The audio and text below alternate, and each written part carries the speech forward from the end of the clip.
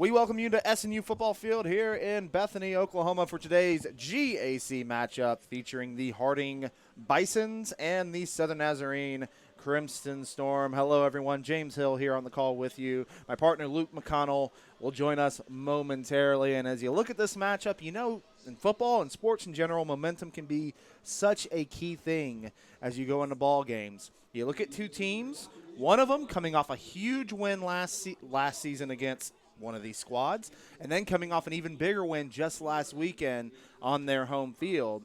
The team on the other side, maybe struggling a little bit more, had a tough loss at home last weekend in an upset. And when I explain that, Luke, you would think history would tell you that would be the Harding Bisons coming in with the momentum, and Southern Nazarene maybe kind of struggling a little bit coming in. But actually, those roles are reversed today. Yeah, it's a very surprising role reversal indeed, especially given the performance we saw from the Crimson Storm last week in the 45-20 win over East Central. Just a really dominant performance in all aspects of the game, offense, defense, and special teams. We saw a little bit of everything from the Crimson Storm last week, and which is a fantastic sign going forward, especially given the 35-0 loss on the road at Southeastern to begin the season. Both these teams come in at 1-1 on the season, 1-1 in the GAC. As Luke alluded to, last weekend was a big weekend for the Crimson Storm. Their largest victory since joining NCAA Division III, defeating East Central 45-20, really running away with it in the second half. Jacob Spady, 129 yards rushing and a touchdown. 280 yards rushing for the Crimson Storm in the game. Spady also threw for 109 yards and 2 touchdowns. This was a great all-around performance. You got a passing touchdown, a rushing touchdown. You got a defensive touchdown, and you got a touchdown in special teams. It was really an unbelievable performance by the Crimson Storm, and one almost you could maybe say maybe a program defining going forward as this program continues to try to go on the rise. Yeah, absolutely, and I think you saw a little bit of everything, especially on offense. You saw Jacob Spady bounce back with a solid performance through the air after going just 4 of 16 with 3 interceptions in the first week. And then you saw some excellent play out of Nate Walker with a 41-yard touchdown reception where he made several men miss in the open field on the way to using his speed for that touchdown. And then, like you said, defensively, the Angel Hernandez interception return for a touchdown and really solid defensive play, forcing 3 interceptions from David Cornwell. And then on special teams, Lakeem Christmas taking the second half kickoff back to the house, really just ignited the team and the fans for the dominating win. As we look at the Harding Bisons, a tough loss to Southern Arkansas last weekend, falling 28-23 at home. Harding came in the number 7 team in the nation. They were leading, had a little bit of weather issue on Saturday, couldn't get the game in on Saturday, so they played it on Sunday. So a little bit of craziness for both sides. Harding took a 17-7 lead at half, but Southern Arkansas scored twice on long drives, then used a 57-yard fumble return to take the lead for good and take that 28-23 lead. So the Bison, they come in, number 21 in the nation, did not fall completely out of the top 25, still in there. They're going to come into this game maybe looking for a little bit of revenge. This was a game, what a thriller it was last year in Searcy, Arkansas.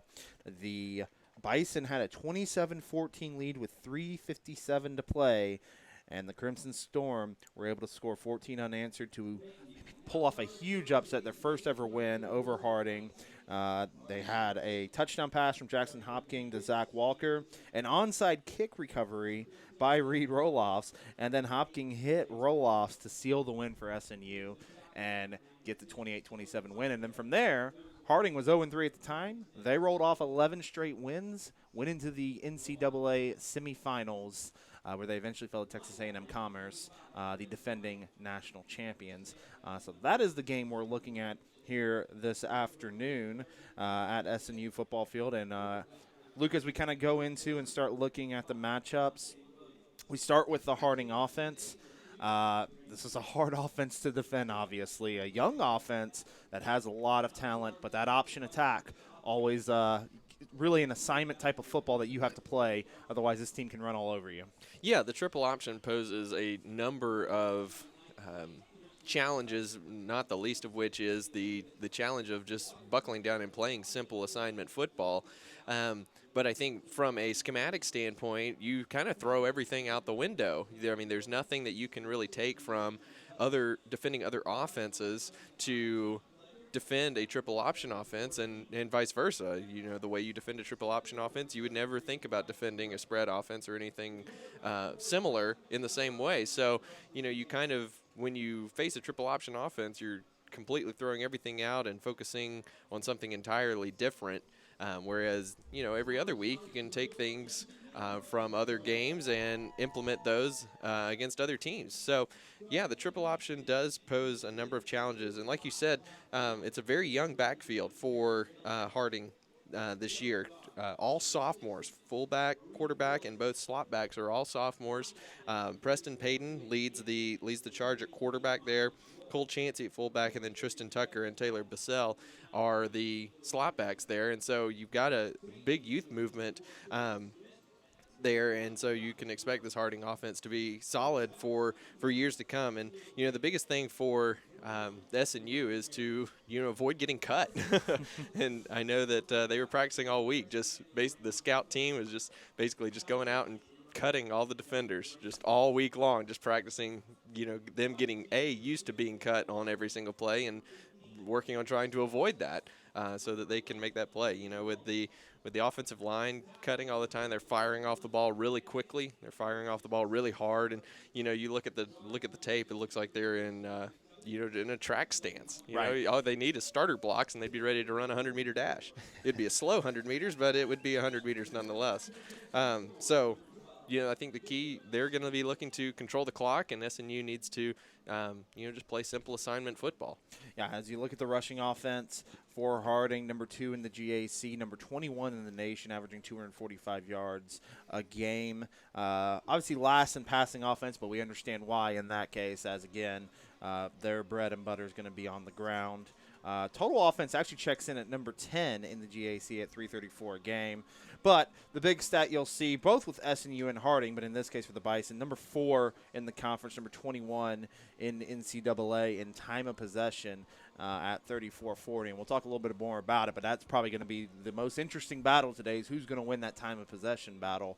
As we flip focus to the SNU defense, this is a defense that's really stepped up. We talked last week about the first game against Southeastern. That was not really indicative of what the Crimson Storm were capable of. We saw a little bit more of that last week, especially in the passing defense for SNU. This is a total defense that's number 4 in the GAC at 313 yards a game, and they've really been playing good football 2 weeks into the season.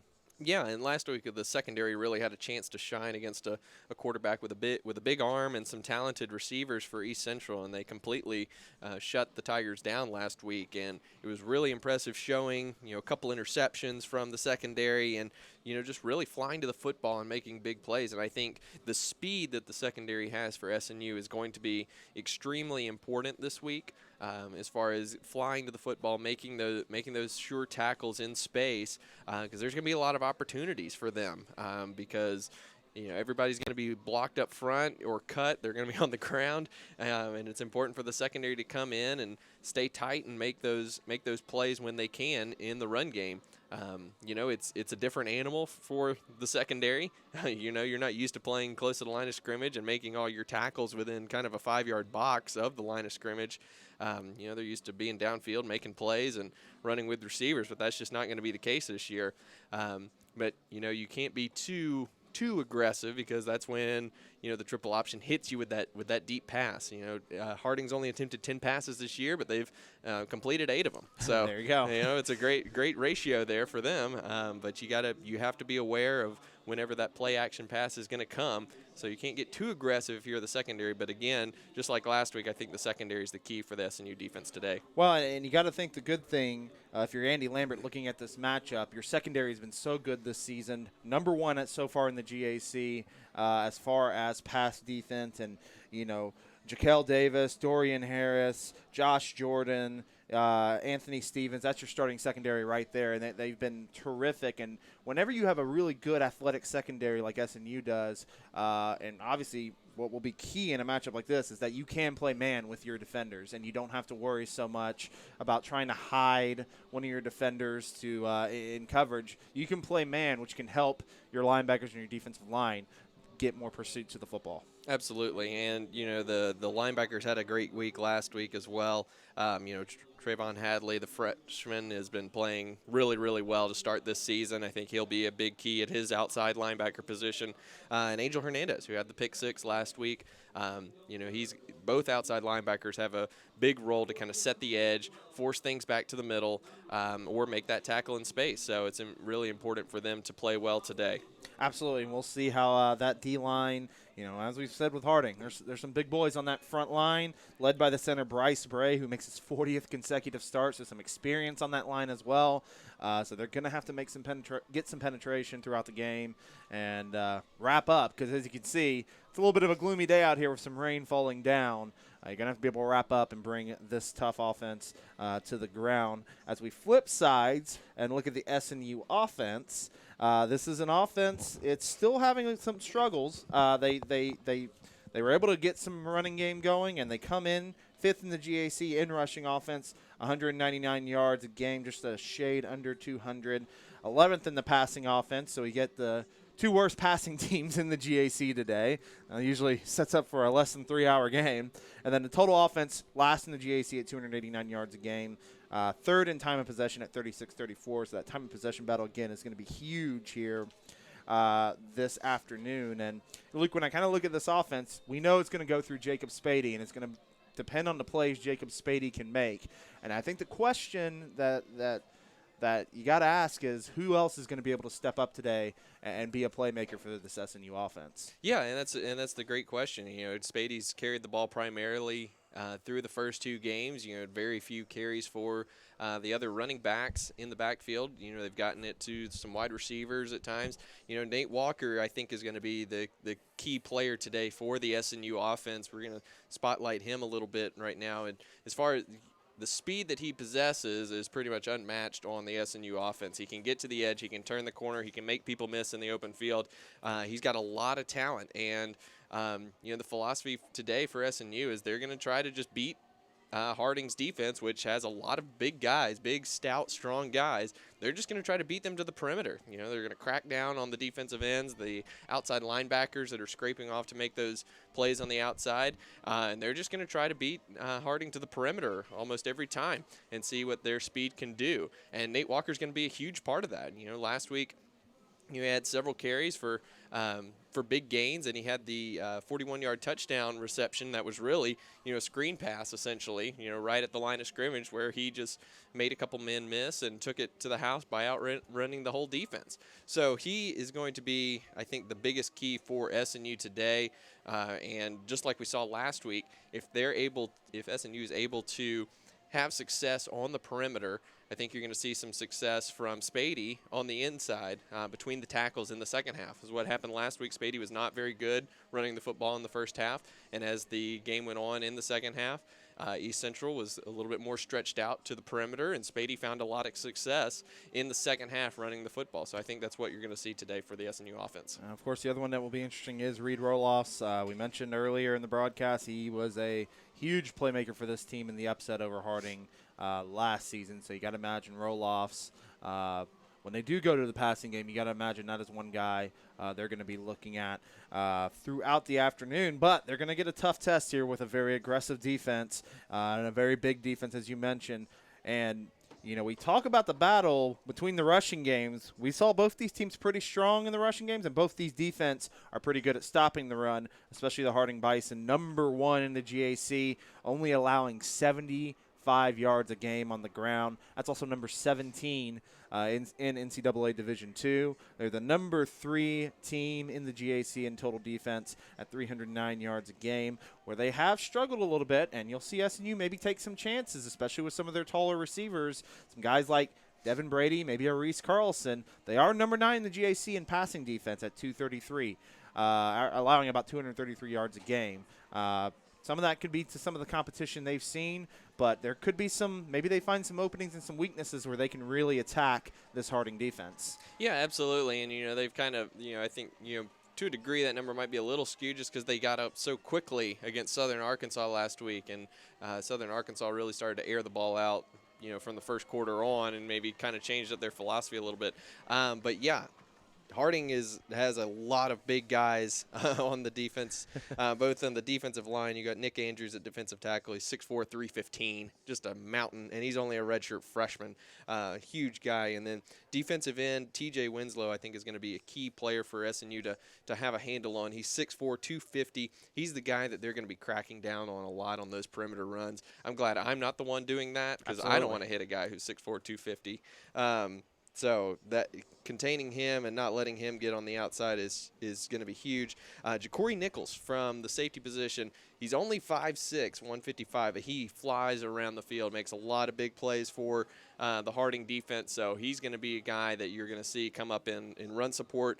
They run a 4-2-5, and a lot of their secondary is big. You've got 6'1", 205 at corner. He's 6'2", 210 at safety. 6 foot, 205 at the kind of the rover position, that third safety position. So they've got plenty of size in the secondary as well, who can really come up and do some good things in run support. So a lot of size for Harding. I think it's going to be a battle of speed versus size between the SNU offense and this Harding defense. So if SNU is able to kind of stretch them out a little bit, get them spread sideline to sideline, might be able to see some success between the tackles as the game wears on.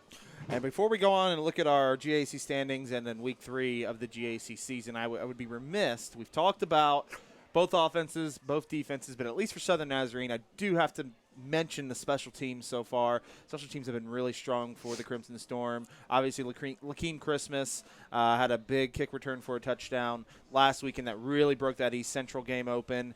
And really, SNU has done such a great job with special teams this year. That could be a factor in this game. Yeah, definitely. And, they've had great success in the kicking game. Ryan Reed was pretty good punting the ball last week. But, yeah, the big play ability that you have in the kick return game, anytime that you can squeeze some momentum from special teams is huge, especially in a game like this where, you're probably not going to see a lot of big game-breaking plays with both teams really wanting to run the ball and control the clock. It's going to be a lot of 3 yards in a cloud of dust kind of thing. Maybe not today because the rain will keep the dust down, but you're going to have a lot of that, and so the big plays are probably going to be at a premium. So if you can see some momentum with a big play in special teams, whether it be another big kick return or a blocked punt, a blocked kick, or even a long field goal in weather like this, you need to take advantage of that, and that could be a big difference in the game. Captains are coming out to the field for the coin toss. Real quick, we'll give you a quick update on the GAC standings. 3 teams have entered the top 25 in Ouachita Baptist, Southern Arkansas, and Harding. Ouachita coming in at number 14, Harding at number 21. Then Southern Arkansas, with that big win last week, enters at number 25. Always interesting to see that.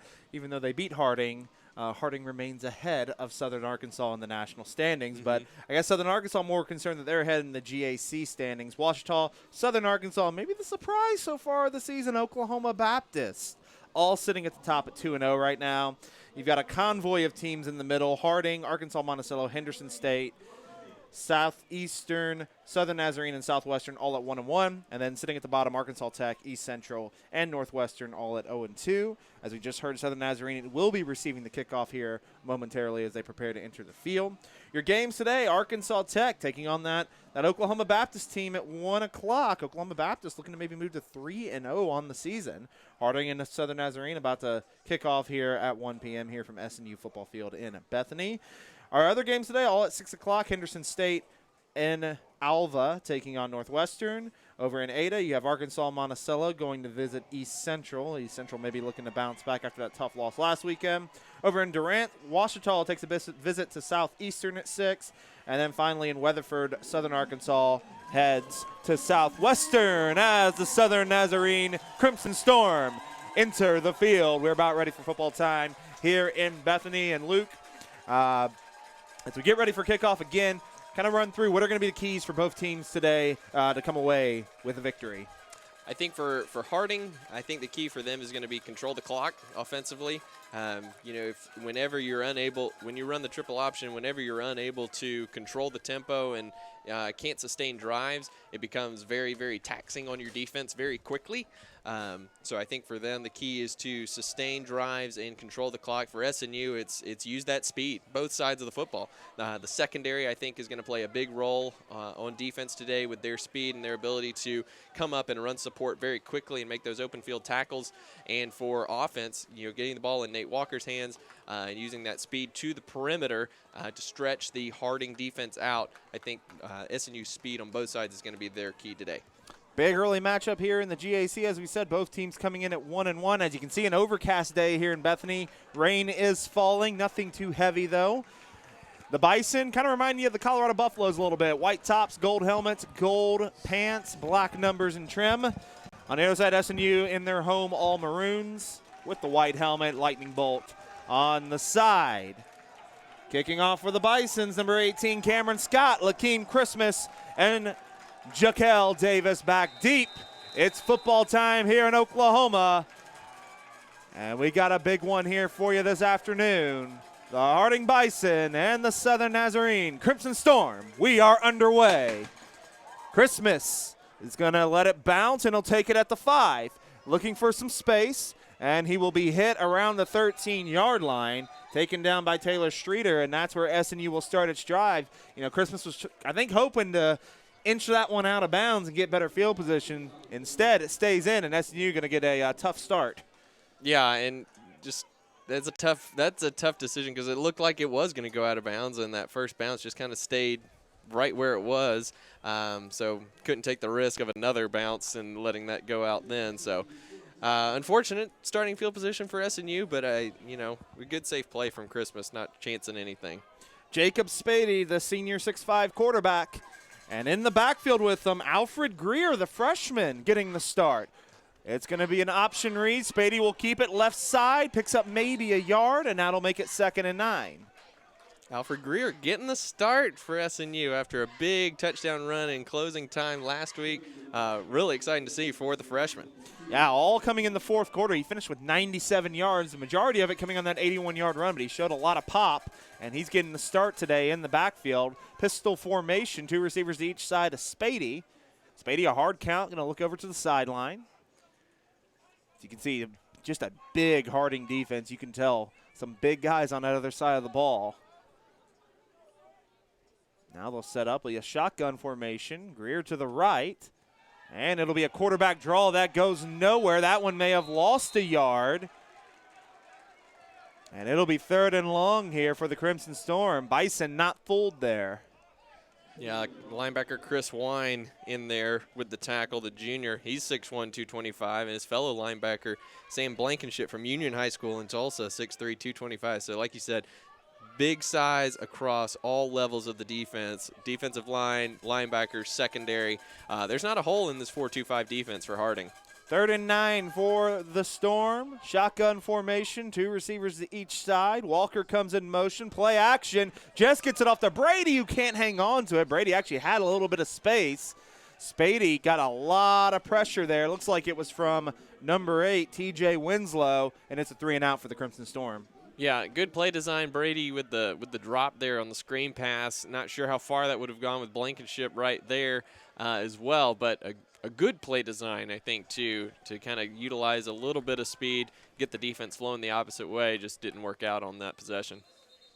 Ryan Reed going to set to punt, and before that, the Crimson Storm going to go 5 yards back on a false start.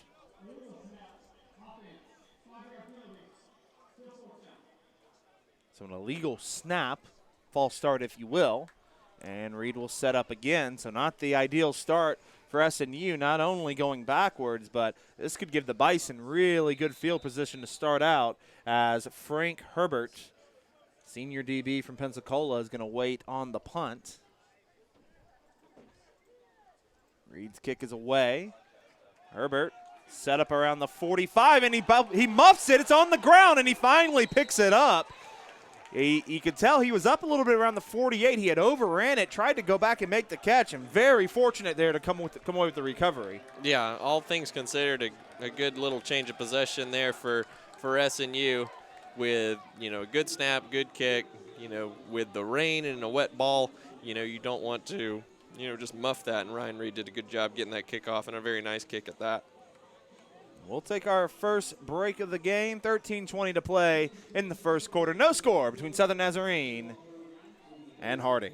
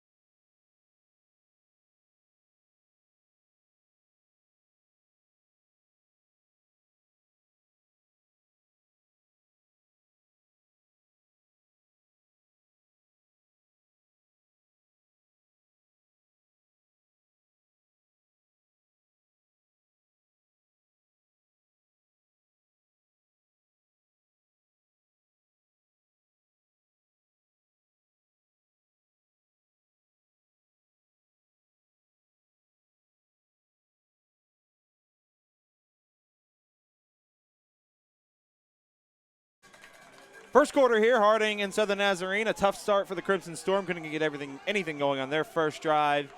Harding now going to take their first drive. 1st and 10 at their own 46-yard line. Good field position for the Bisons. Preston Payton wearing number 11, the sophomore out of Burleson. With him, you got Taylor Bissell and Tristan Tucker at your slot backs and Cole Chauncey at the fullback. And they're going to do a sweep to Tucker. Tucker around the right side, a lot of room, and he's close to that first down marker as he's into SNU territory. I believe he did get a first down. And a good run to start for Harding. Yeah, Trenton Smith had him for about a 5-yard gain. He just bounced right off of him. So, making those tackles when you have the opportunity going to be key for SNU. Could have limited the gain there, but instead it's a first down for Harding. Matt Fuller checks into the game at a slot back now. Bissell remains in, and then Chauncey in the backfield. This is what you're going to see, this triple option attack pretty much all day from Harding. Payton under center.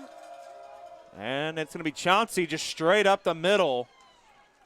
And this is a good start from Harding. A run of 10 followed by a run of 8, and they're down to the SNU 35. Yeah, and the one thing, the linebackers become so key attacking this triple option offense because, if you don't have them filling gaps, the linemen are, only have to cut 3 guys up front in this 3-man front. So, if you don't have linebackers flowing downhill to the football, there's going to be a lot of space for Harding to pick up 5 easy yards before they're even touched. Payton under center. Fuller comes in motion. Chauncey gets the carry again, picks up a first down and about 5 yards to the 30-yard line. And that's what will be 1st and 10. And Luke, you alluded to this in pregame. You look at the linemen, again, they're in track stances, ready to just fire off the ball. A little non-traditional almost, but those Bison are coming off quick. Yeah, they're not really looking for anybody to hit. They're just looking to jet forward as fast as possible, create about 2-3 yards of space, and just if they take somebody out in the process, great. If they don't, they've at least clogged the lane or maybe opened a hole for the fullback or slot back to follow. And there's the option, Bissell with it. Bissell with some room, at least momentarily. Nice little move before he's eventually tackled. Looks like about 4 on the play. And it'll be 2nd down for the Bison. Dorian Harris that time got a little shook by Tucker with a little shimmy there, and he kind of missed a tackle. But, again, it's going to be key for SNU when they have an opportunity. They have to make those tackles on the perimeter, limit gains where possible. You're going to see Harding in this wishbone set almost all day. You saw some tight formations. This time they have 2 receiver on each side out wide. Oh, and there's a little misdirection and a beauty to Tucker. Tucker gets a first down. He's down to the 15.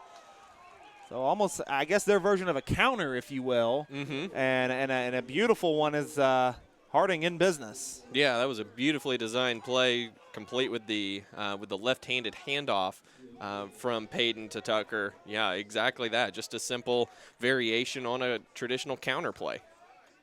Yeah, he had a lot of space, and it's 1st and 10 again for the Bison. They are just moving right down the field.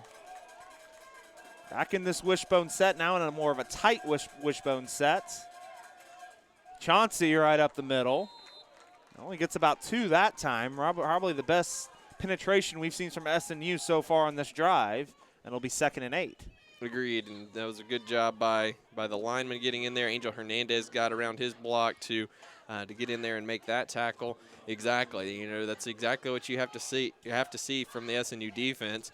You know, try to limit those gains to 2 and 3 yards. Make them work for it instead of picking up 5, 6, 7-yard chunks every time. 2nd and 8 now. Again, that tight wishbone set. They're going to give it to Chauncey again. He's got a lot of room right up the middle inside the 5 before he finally gang tackled down to the 4. It'll be another first down for the Bison, having no trouble moving the football right now. No, and that time there was just a wide open hole there. Looked like Biletich was a little out of position or picked the wrong gap. He wasn't cut, but his vacancy allowed a hole to, allow Chauncey to get through there. 1st and goal for the Bison. Hayden keeps it himself. Gets maybe 2, and it'll be 2nd and goal. He just kind of followed his fullback into the hole. As Harding faces 2nd down, they haven't even faced a 3rd down as of yet, and they've got 2nd and goal from the 2. Subbing out a wide receiver for tight end. Luke Bowser, 6'2", 260. He's on the right side of the formation. I would imagine we're going that way. Hayden keeps it again. He's short. Tackled at the 1. Kind of the same play. Just a play fake there to Chauncey and just follows him into the hole. And SNU has made it 3rd and goal from the 1. Crowd to their feet. Now a very tight, going to be a sneak by Payton. I think he got in. It's a touchdown for the Bison. So Harding takes their first drive and marches right down the field, all with that rushing attack, and they're on the board early on. He didn't get in by much. I'll give him that. So good effort there from the SNU defense on the goal line there, but just not enough. Ultimately, though, it was those big plays in the first few plays of the drive that allowed Harding to kind of get some momentum there.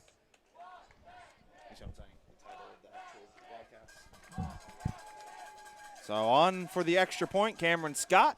It is up, and it is good. 8:55 to play in the first quarter, and Harding takes a 7-0 lead over Southern Nazarene.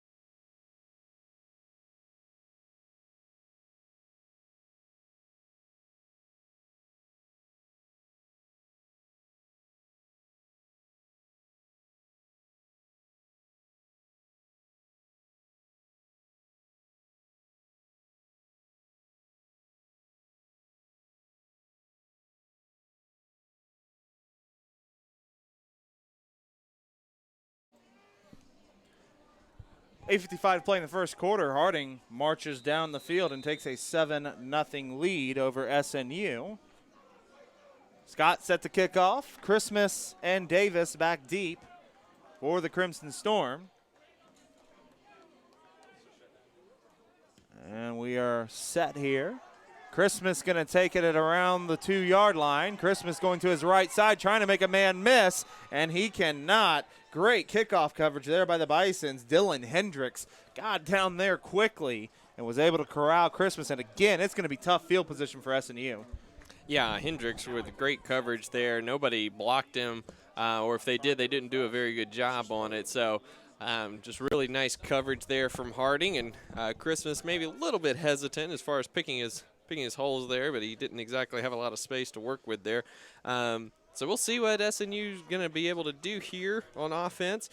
Not a lot of success on the first possession. We saw a lot of Nate Walker moving in motion, but didn't actually give him the ball at all. So we'll see what they're able to do here on the second possession. Spady in the backfield. It's going to be Gordon in motion, almost blown up. Gordon gets the jet sweep and still loses yards. Actually, he may have just gotten back to the line of scrimmage, and it's going to be second down. But Harding very aggressive here in the early goings. Yeah, and that's that defensive end, T.J. Winslow, coming off the edge. Didn't get sealed, didn't get blocked on that play, and just almost forced a fumble there. He was almost there to take the exchange from Spady himself.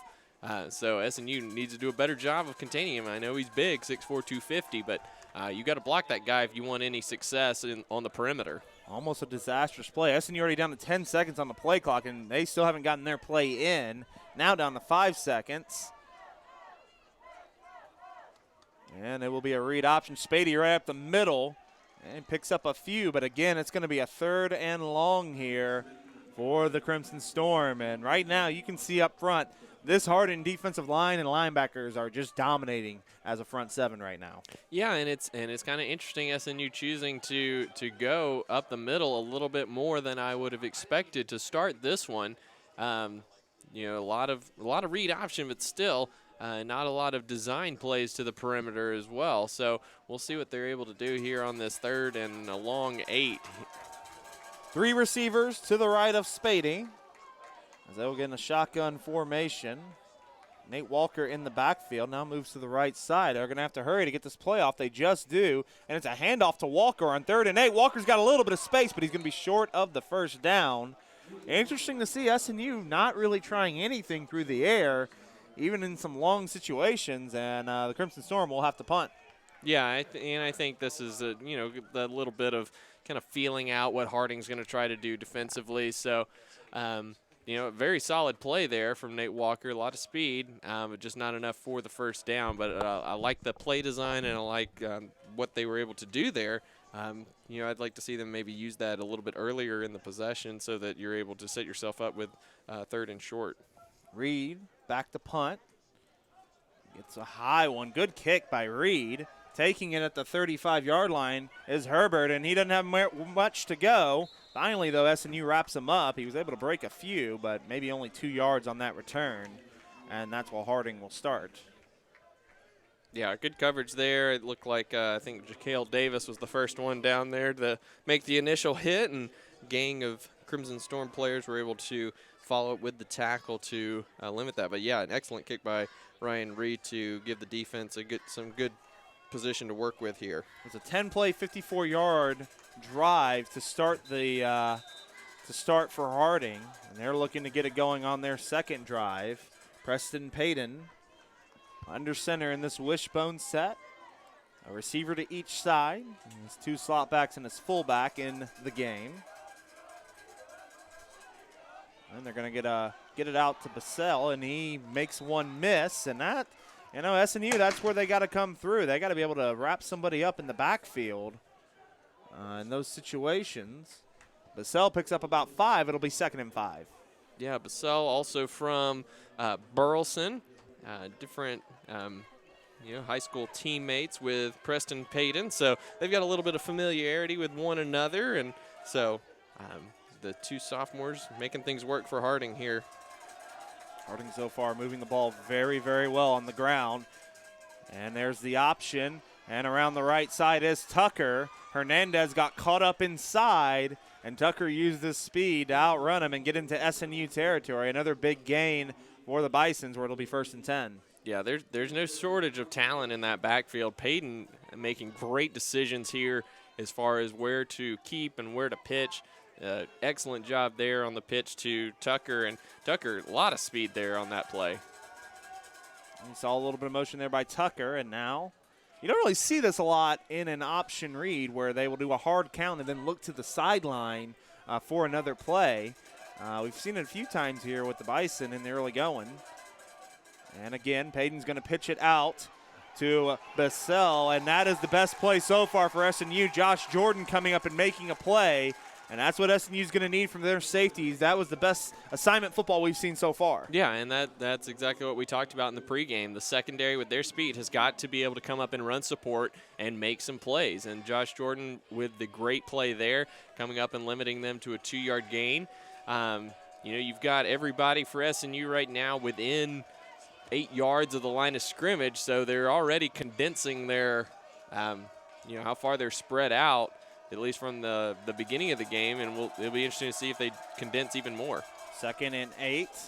Triple option to the right side. Again, Jordan coming up, and no gain there. Beautiful play by Josh Jordan. And for the first time today, it's going to be 3rd and long for the Harding Bison. Yep, and again, back-to-back plays. You see the speed from Josh Jordan. You see the speed from the SNU secondary getting to the outside. He just ran him down and was able to make the tackle. And again, like you said, first 3rd and long for Harding. It'll be interesting to see what they're able to bring up here. Again, this is a team that's only thrown 10 times on the season. They will do it, but we'll see if they do it here on 3rd and 8. Payton under center. And it's the triple option to Reeds right up the middle. He's going to be short after about a 5-yard gain. A couple big hits there. And it's 4th and 3 and a decision time early on for the Harding Bisons. Yeah, big hit there from Anthony Stevens. It looked like Reeds was going to be able to kind of plow his way toward a close first down, but Stevens with a huge hit stopped him right at the 40, and they're going for it here on 4th and 3. Hayden Hardcount looks to the right side. So 4th and 3. Sideline and the crowd up on their feet. This could be a big situation for SNU. If they can get this stop, can get some good field position for the first time today. Payton under center. And it's going to be sweep to the right side. And breaking a tackle is Tucker. He was stopped in the backfield momentarily, but a shifty move, and he picks up the first down to the 34-yard line. Yeah, Stevens got back there and had him dead to rights, was not able to make the ankle tackle to limit the gain, and Harding picks up a big first down. But again, you're starting to see SNU starting to fly to the football a little bit better, and you're going to hope to see, they just have to start making those tackles. So it'll be 1st and 10. And of course, a fumble on the play. Payton on that option read maybe held it just a little bit too long in the fullback's stomach, which was Reed's. And as he pulled out, he just lost handle, but he was able to jump back on it. Ends up being a 1-yard loss, and a little lucky there for the Bison.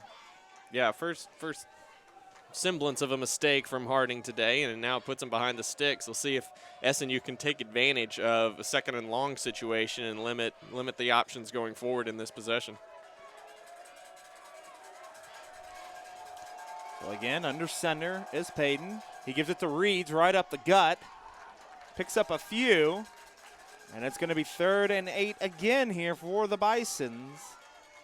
SNU defense, you can see, just compared to that first drive, moving to the ball a little bit better, getting better penetration, and putting Harding in some tougher situations here. Yeah, and, Reeds is kind of a bit of a change of pace from Cole Chansey. Reed's 5'8", 205, a little bit stockier than Chansey, so he offers a little bit more of a traditional fullback feel in the middle. And there's the read option to the right side. Good tackle there by SNU, but it's going to be another 4th and short. As on the carry there was Matt Fuller. And again, the Bison, you imagine they think they can get 2 or 3 yards, no problem. You think they're going to go for it here again. Oh, absolutely, especially with a little bit of rain and wind.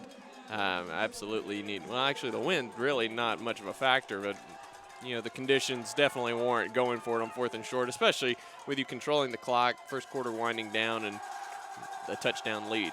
Tight wishbone set. Payton's going to take it right up the gut. He's close, but he gets over the line for the first down, and this drive will continue. And SNU defense, as we said, they're moving to the ball better, but that's 2 4th downs that they have not been able to get the stop, and they remain on the field. Yeah, the key for SNU is going to be really limiting the gains earlier and forcing, like a 4th and 5 where you don't just have to fall down and get the first down, which was kind of the case there. Payton didn't have a lot of space, but he didn't need a lot of space. Just picked up 2 yards and got the first down. In this tight wishbone formation, Reed's going to get it. Actually, it was Payton who held on to it. Good read there by the quarterback. He picks up 4, and that should do it for the first quarter. This tends to be what happens when you get 2 running teams. You get a pretty quick first quarter, and we're going to end it at 1 with the Harding Bisons taking a 7-0 lead over the Southern Nazarene Crimson Storm. We'll take a quick break, and we'll be right back for the start of the second quarter here on SNUathletics.com.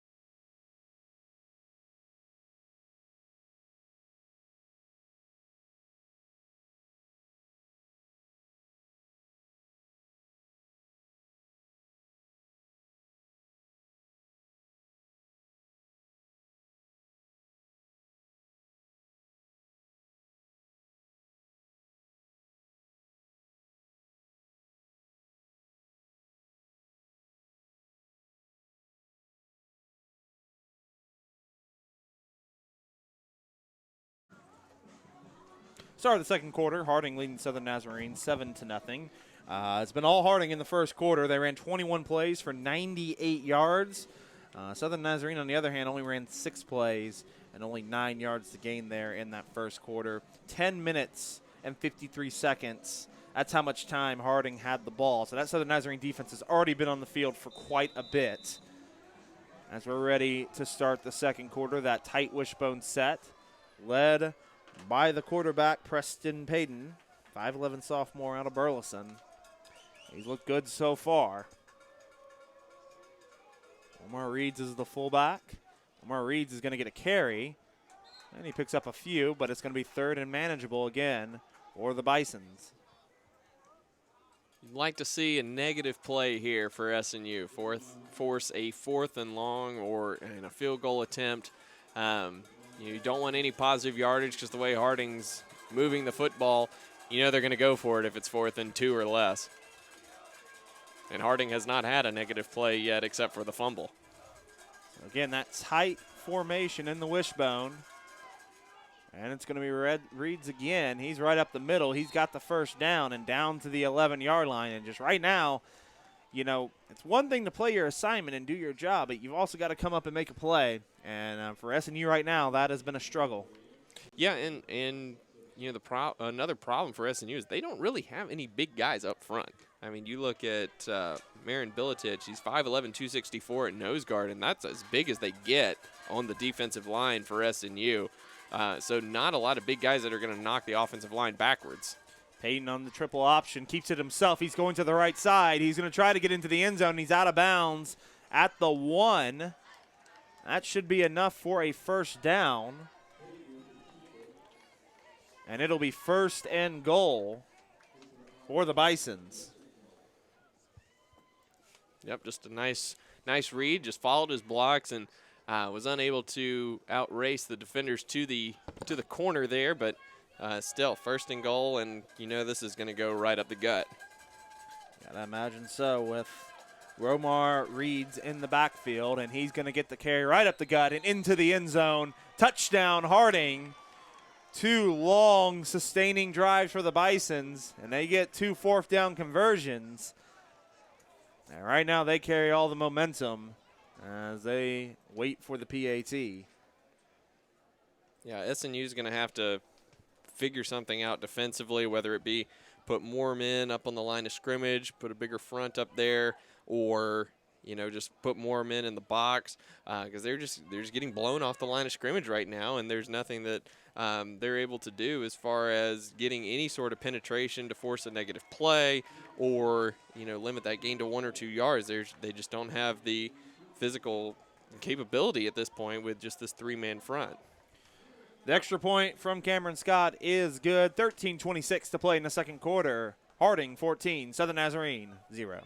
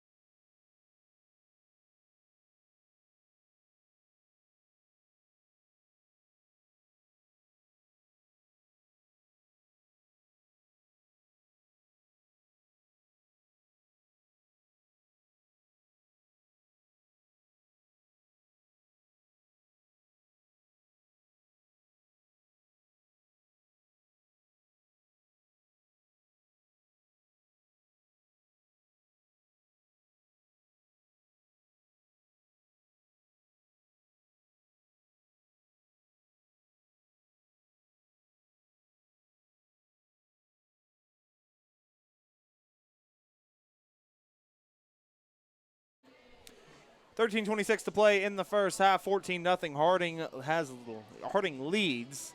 2 drives for Harding. They've been good. They've already got 118 yards on the ground. 2 drives for Southern Nazarene, not as successful. Only 9 yards so far. They're going to need something here as Scott is set to kick off. Davis back deep, as well as Stephen Gordon now back.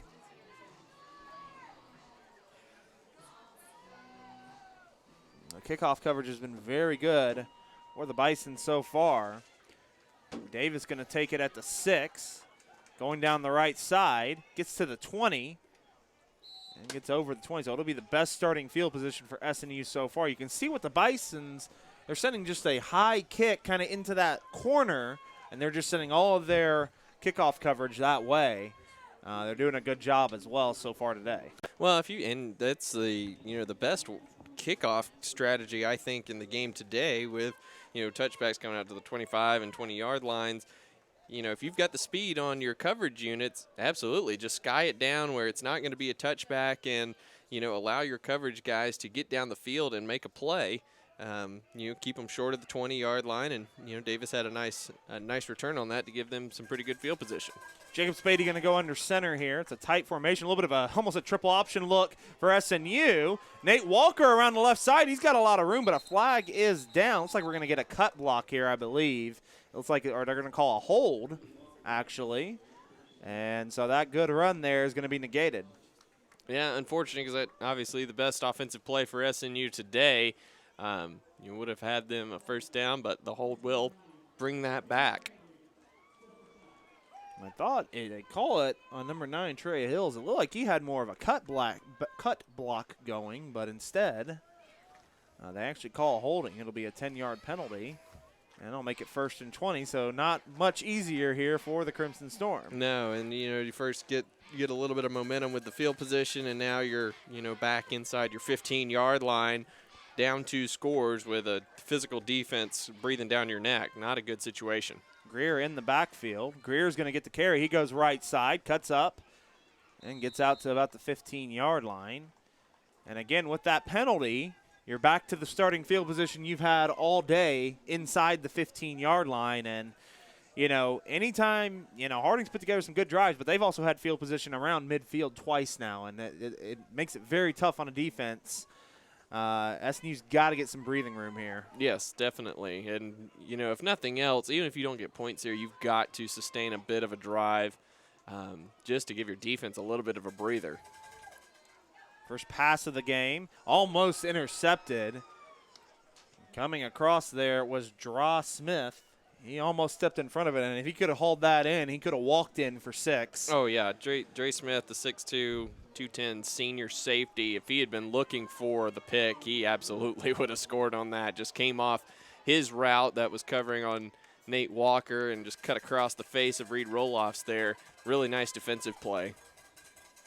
This SNU offense has just been stagnant so far. Shotgun formation for Spady, 2 receivers to each side. Spady back to pass, looks to the left. He's going to throw one up. A lot of contact. No flag comes out, though, as he was looking for Reed Roloffs. And so just like that, another 3 and out for Southern Nazarene. And the defense is going to have to go right back on the field.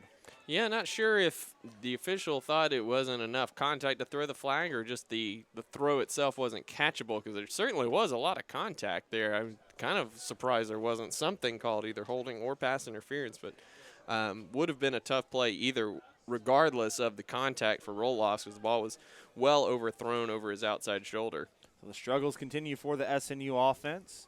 Reed's going to send a high punt off. Fair catch being called by Herbert, and he takes it at the 43-yard line, which is about the starting field position all day for the Bisons, who are going to come back out, and they'll see if they can get that option attack. I mean, it's been pretty unstoppable so far. Yeah, and again, it's been all about the guys up front. SNU just doesn't have the horses up front right now. Believe we got a timeout on the field. And we will take that timeout with them. 12-12 to play in the first half. 14-0 Harding leading Southern Nazarene.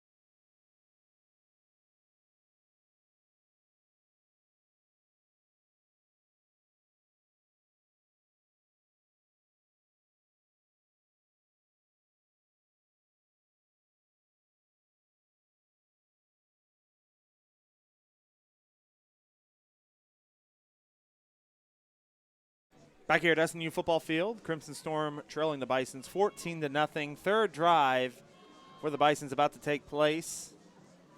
They have been steadily moving, controlling the line of scrimmage, controlling the clock, and they're going to start in that wishbone set. Getting that hard count. They look to the sidelines. Matt Fuller and Malik Matthews in the game as the slot backs. And then Cole Chansey back into the game as the fullback. It's going to be a pass play. Pump fake, almost lost for a minute, now going deep and almost intercepted. A great defensive play by Josh Jordan. You saw Preston Payton get a little pump fake. He almost lost the football and then tried to go deep. And that's that secondary. They've been so good in pass defense all year. Yeah, if you're SNU, you should send a thank you note to the play callers for Harding. Not sure why you would try a pass play, especially a deep pass play, and run that risk. Especially after the pump fake. Jordan was in great coverage there on the wide receiver, nowhere to go with the ball, so I'm not really sure why he tried to throw that. And Josh Jordan, maybe one of the best. He's a second-team All-GAC from last season as the triple option comes, and there's a big play for SNU. Hitting the backfield, Dylan Bauer just shot out of a cannon there and drops Payton for a 3-yard loss, and this is what the Crimson Storm need, 3rd and 13. Absolutely. That's the first negative play for Harding today outside of the earlier fumble by Payton. Huge play by Dylan Bauer there as he comes off in the substitution, but a huge play there. And again, like you said, first time they've had 3rd and long. Obvious passing situation for most teams, but we'll see what Harding does here. Payton under center. He's going to roll out to his right. Looking, still looking, and incomplete. Good defense there by SNU. And that brings a little bit of life back into the stadium. That's what the Crimson Storm needed, a 3 and out with some negative plays. Yeah, and the timing of that, it was just enormous. After the offense had a big play called back by penalty, then to turn around after 2 straight long touchdown drives and get a 3 and out, huge momentum shifter both for the offense for SNU and the defense, knowing that the defense can make a stop. It gives you a little bit less pressure offensively, and for defense, it gives you some confidence going forward. Cameron Scott the punt. Stephen Gordon back deep. A little bit of a high snap, but he gets the punt off. Gordon's going to take it at around the 11-yard line, trying to find some space, makes a man miss. He's down the left side. A lot of room for Gordon, and he's knocked out of bounds. A little bit of a late hit there. No flag, though. And finally for SNU, some good field position. They're going to start 1st and 10 at the 31-yard line. Gordon with a awesome move right at the point of the catch. Got around the defenders there that had great coverage and just missed the tackle. And if he had been able to beat Luke Bowser to the corner there, he might have been gone. But a good job by Bowser to track him down right along the SNU sidelines. But regardless, a huge play for SNU. And you feel a little bit of momentum for the Crimson Storm here with a 3-and-out, a big punt return. Let's see what the offense is able to do here. Well, and you got to – I think I have to agree with you, Luke. I was surprised Harding started that last series out with a pass, with how well they had been running. They took a shot, and it seemed to just completely mess up that entire drive. And then out of the huddle, we're going to get a timeout from SNU. This is what we saw a little bit last week. SNU's got to burn a timeout. Just we're not ready. Did not get a clean play call out of the huddle. Yeah, just miscommunication, and you got some finger pointing. Coach Lambert to Spady to whoever's signaling the play. So a little bit of roundhouse blame going on there. But yeah, going back to that first down pass from Harding, it gave SNU some momentum. I mean, it's simple play, a simple pass breakup. But it gave the defense some confidence. Gave them some life, yeah, no doubt. It's just like in basketball. You see a layup go through, suddenly you can hit threes. You just have to see it go through the basket once. And just like that, you just have to see one stop, and it changes your outlook a little bit. And I think it gave the SNU defense a little bit of confidence there. And then Bauer's huge play on second down absolutely gave them a shot of energy. So SNU out of the timeout will be a shotgun formation. And it's going to be Nate Walker, nowhere to go, lost a yard on the play. And this front seven for Harding continues to absolutely dominate the SNU front line. Yeah, the Harding is definitely controlling the line of scrimmage, both sides of the ball. Again, SNU they just don't have the size up front. And it's got to be an effort thing for SNU at this point. And let's see what they're able to do. And we've got 4 wide here for SNU, so a little bit of a different look. SNU, you got to think they're going to have to find a way, maybe some misdirection, just something to get some speed on the outside, because in between the tackles, it's just not happening right now. So again, that shotgun formation. Porter's going to come in motion. He gets a carry, and he's hitting the backfield. Gage Porter, who's actually the backup quarterback but also plays receiver, took the speed sweep and just got dropped for about a 4-yard loss. And it's going to be 3rd and long for SNU.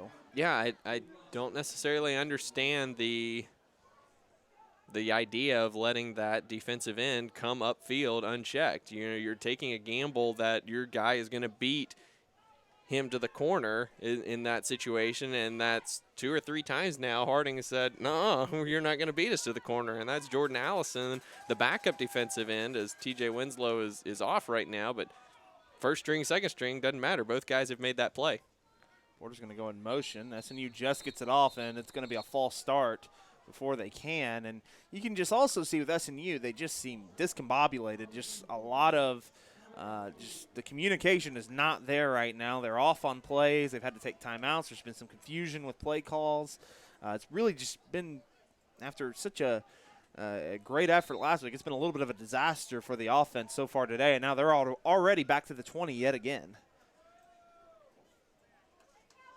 Yeah, and you got, Devin Brady was just grabbing a little bit at his hamstring there, so hopefully that's nothing. He's still out on the field. Hopefully that's not a sign for anything, and SNU slow coming out with this play as well. Spady back to pass, looking, runs out of time, and he is sacked. And it's just been complete and total domination by this Bison's defense. It looked like Jordan Allison in the backfield with the sack, and it's 4th down. Yeah, nice little possession there for Jordan Allison with the stop on the speed sweep and then the sack there. Spady had nowhere to go with the football. Thought he pulled it down a little fast. It looked like he was trying to run before the pressure was getting to him, but Allison made a nice play there for the sack as well, but he really didn't have anywhere to go with it. You can just tell kind of the opposite of the defense, as we'll get this punt off real quick from Herbert going to call a fair catch, and again, Harding going to get it at the 44-yard line. I mean, you can just see this SNU offense just kind of looks demoralized right now. You know, you saw a little bit of a spark from the defense, but the offense just looks sluggish, and you can tell the way just their body language right now that they look out of answers right now. Yeah, and you look, they have the philosophy of, you know, we're gonna do our thing. We're gonna run our game, regardless of the situation. You know, and force opponents to adjust to us, and that's an admirable stance. But when what you have set out to do is not working in any way, shape, or form, adjustments have to be made. And so far, we haven't seen that come to fruition. We've seen it a little bit as far as personnel goes. I mean, they ran 4 wide receivers out there on that last possession for a couple plays, but you know, there has to be some adjustments made, and you know, changes to have success. If the defense is stopping everything you're doing, it's not going to suddenly start working. You got to do something different to throw them off, and I'm not sure if a downfield passing attack is Spady's best game right now either. You got to think maybe SNU, again, maybe trying some bubble screens or something to the outside to maybe just get away from that front 7 and see if they can create some space that way. Regardless, though, it's Harding football right now at the 45-yard line, their own 45. This is where Harding has lived all game. Their starting field position has been tremendous. As Payton will be under center. Fumble on the play, and Harding able to come up with it. Boy, they were very lucky. An offensive lineman was just in the right spot at the right time as the ball came out from Matt Fuller. Oh, man, Harding's going to be thanking the stars on that one, as again, they come up with the recovery. It'll be 2nd and 5. Yeah, the center, Bryce Bray, right there. Johnny on the spot. Would have been a huge, huge play if Josh Jordan had been able to fall on that, but an opportunity missed. You start 40 straight games, you just know where to be at the right time, at least in that True case. Story. As it will be 2nd and 5. I think it actually got him a few extra yards as well. So 2nd and 5 for the Bisons. Tight wishbone set. And it'll be the triple option to the left side. And Jordan comes up, makes a nice play. I tell you see Josh Jordan flying up from that safety position. He drops Malik Matthews, and that will make it 3rd down. Josh Jordan has definitely been the MVP so far, this SNU defense, making plays in the secondary and in the backfield. You just got to hope that everybody else follows his lead here and starts making some plays of their own, because at this point, that's all you really can do is just go out and make some plays. When you see these linemen getting out, cutting down the linebackers, you need your safety play to come up and meet somebody in the hole, and you've seen that from Josh Jordan. 3rd and 4. It's given to the fullback, and he stood up at the line. No gain. It'll be 4th down. We'll see what Harding decides to do here. They have gone for it twice on 4th down. They won't be going for it here. Another 3 and out for the SNU defense. And excellent job there. Ethan Spurlock, it looked like, came inside on that particular play and clogged the middle and forced the no gain and a punt for Harding. The defense for SNU, a little bit more momentum on their side. We'll just see if it can carry over to the offense. And you can see the defense, kind of a little bit of swagger back to them a little bit, feeling a little bit better these last 2 drives. Scott on the punt. It's a high wobbler. And it bounces back, a little bit of an SNU bounce before it's finally touched. And it should go around the 22-yard line. That's where SNU will start field position. It'll be 1st and 10 from their own 23. And so this offense about to come out. See if they can find any sort of space. This Harding defense, you know, we talk about the swagger. SNU starting to pick up on the defensive side.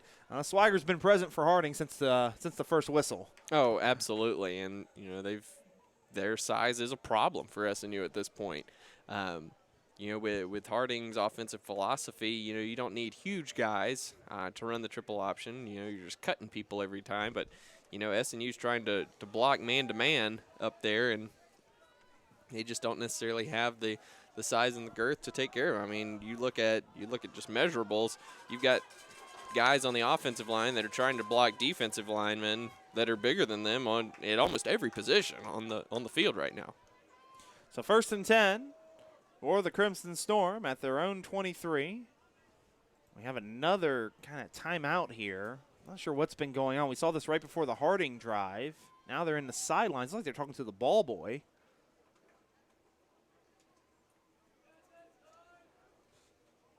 And Andy Lambert's going to come down and ask what the holdup is or what the issue is.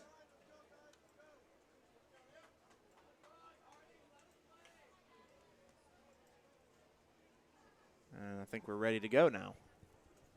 Got 6:04 to play here in this first half. One that's been mostly dominated by Harding. But SNU trying to gain some momentum. They've done that on the defensive end. Again, the question remains, what can they do on the offensive end?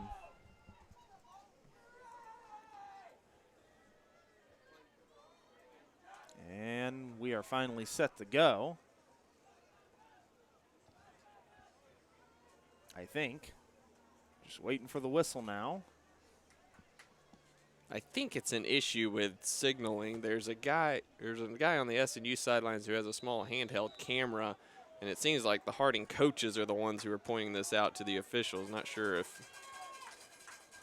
There's a read option for Spady, and that goes nowhere. Dropped for a loss. And SNU continues to go the wrong way so far. Yeah, you just wonder if the Harding coaches were just thinking that he's trying to video signals or something of the sort.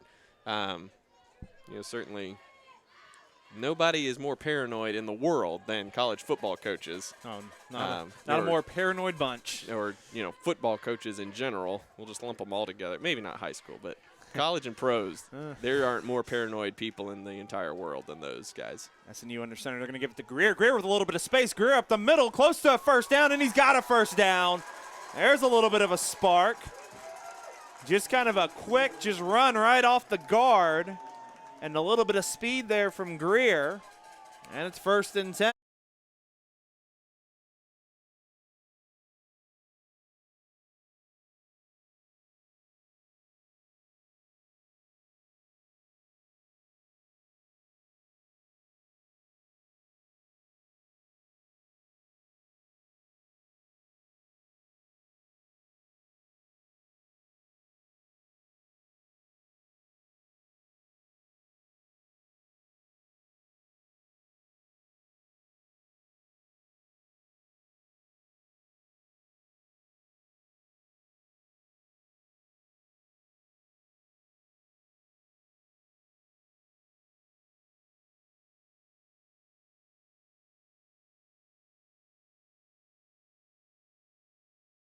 Took him to the ground.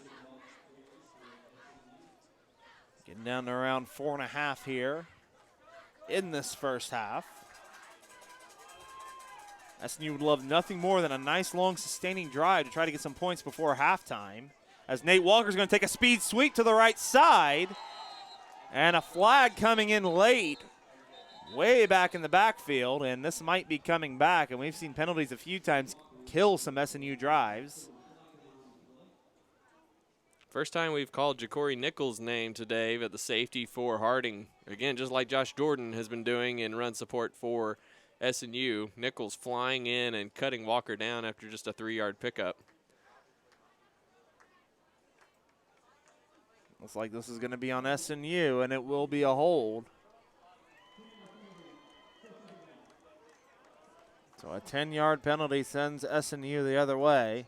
We saw this earlier. Nate Walker had a nice run. It was negated by a holding penalty and really just negated the entire drive. And now, what we've seen with Southern Nazarene all day, you want to get in manageable situations on downs, and 2nd and 13 is not exactly the most manageable situation. No, and I'm not sure if the rules are a little bit different there, but I thought that would look like a spot foul. It looked like a wide receiver out on the edge, but they marked that from the line of scrimmage. Walker in motion, play action. Spady going to look deep, and not sure what the miscommunication was there. There was no receiver out to the right side, and that will make it 3rd down. I mean, there was literally no one out there. I don't even think there was anybody lined up on that side of the field, to be honest, besides Walker, and he stayed back as like a screen pass. I mean, you could almost make the argument for grounding on that particular play. There was no receiver in sight. Regardless, it'll be 3rd and 13. Another 3rd and long here for SNU. One back in the backfield, 2 receivers to the left of Spady. Spady back to pass, a little bit of a blitz coming. He's looking for Walker. Walker has a step, and he can't bring it in. And it's broken up there by Dre Smith. And Walker had a step, just the pass couldn't quite get there, and it was a little bit short where Smith was able to catch up and make a play. Yeah, and it wasn't a well-thrown ball that allowed Walker the positioning to go up and try to make a play. He was basically fading to the sideline and, wasn't able to jump up there. And, Walker is just 5'7", Dre Smith 6'2". All Smith basically did was run right through it once the ball dropped in there. Ryan Reed to punt. High booming punt here. Herbert going to call a fair catch and brings it in at the 33-yard line. That's where Harding will take it with 3:32 to play in the first half. And that's going to be Harding's worst field position so far today. Yes, and we're looking at baby steps here. The SNU defense has had some good stops here in the past 3 drives. The SNU offense got a first down, so by the 4th quarter, maybe we'll have a touchdown.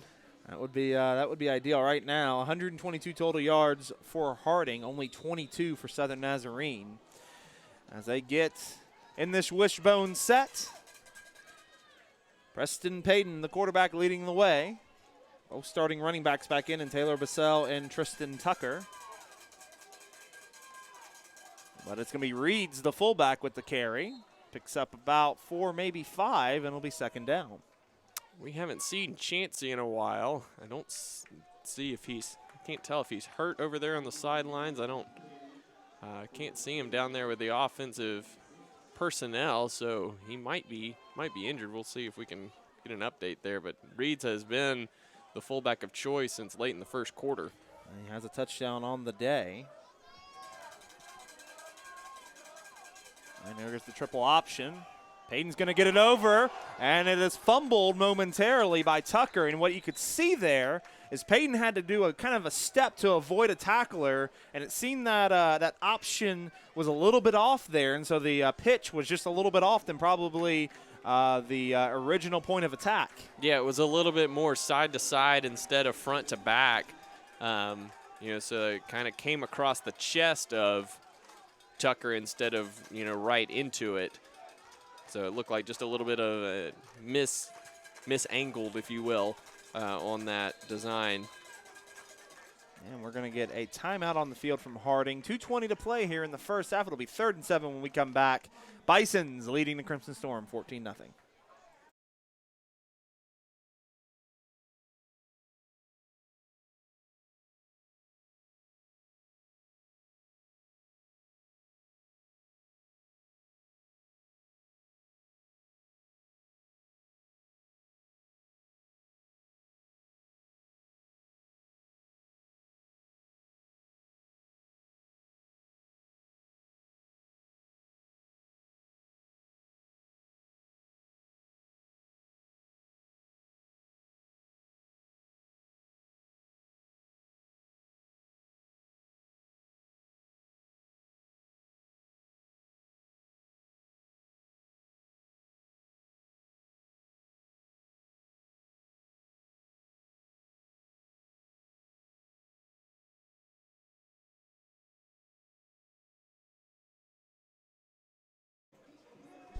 All right, back here, 2:20 to play in the first half. 14-0 Harding leading Southern Nazarene. It's 3rd and 7 for the Bisons.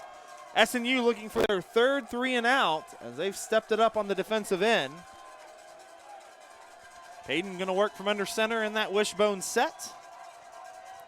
On 3rd and 7, they are not afraid to run the option in this case. Instead, they are going to pass. Payton's going to dump it off to his running back. Nowhere to go. That's going to be a loss on the play.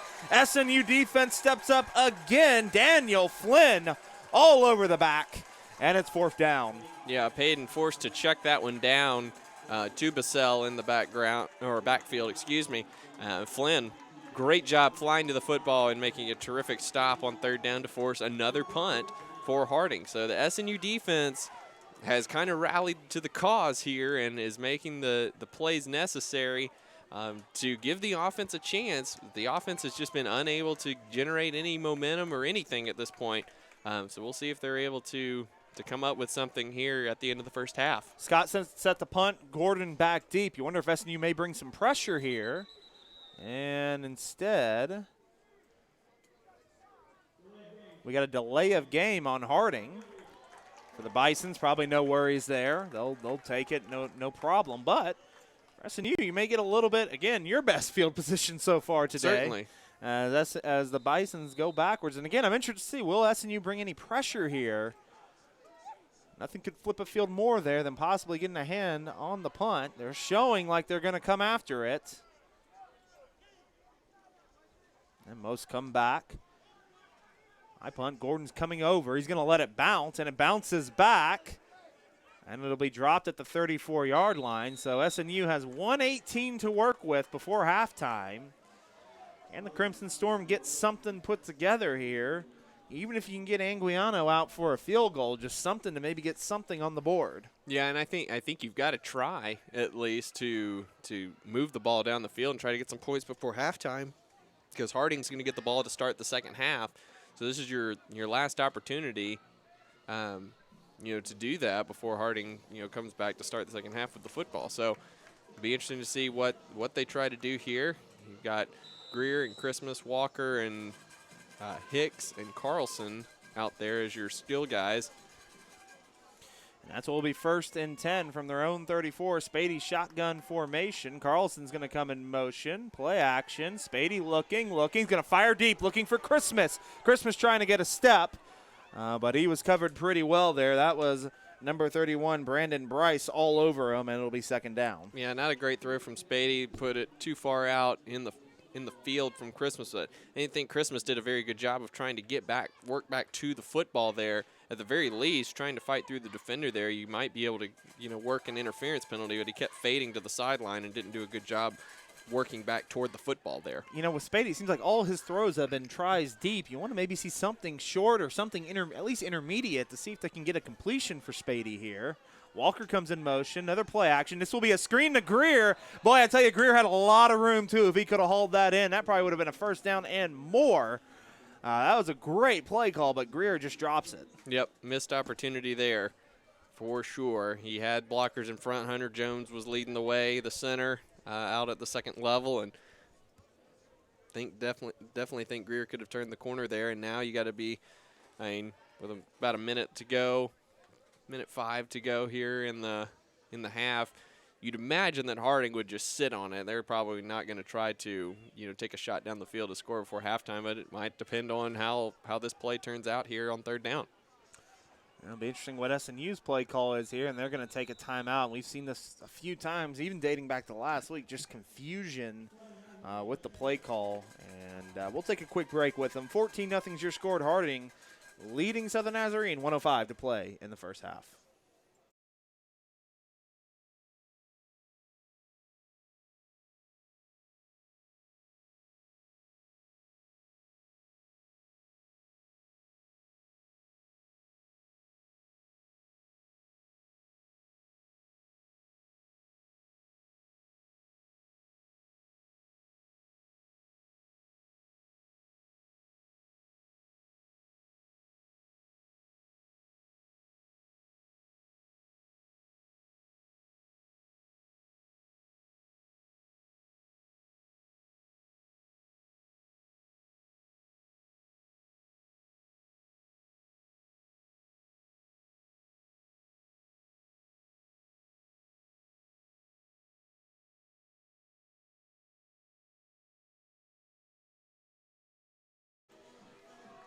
$14-0 is the score. Harding leading SNU. We have not seen a completed pass in this game. Jacob Spady's 0 for 7. Preston Payton 0 for 2.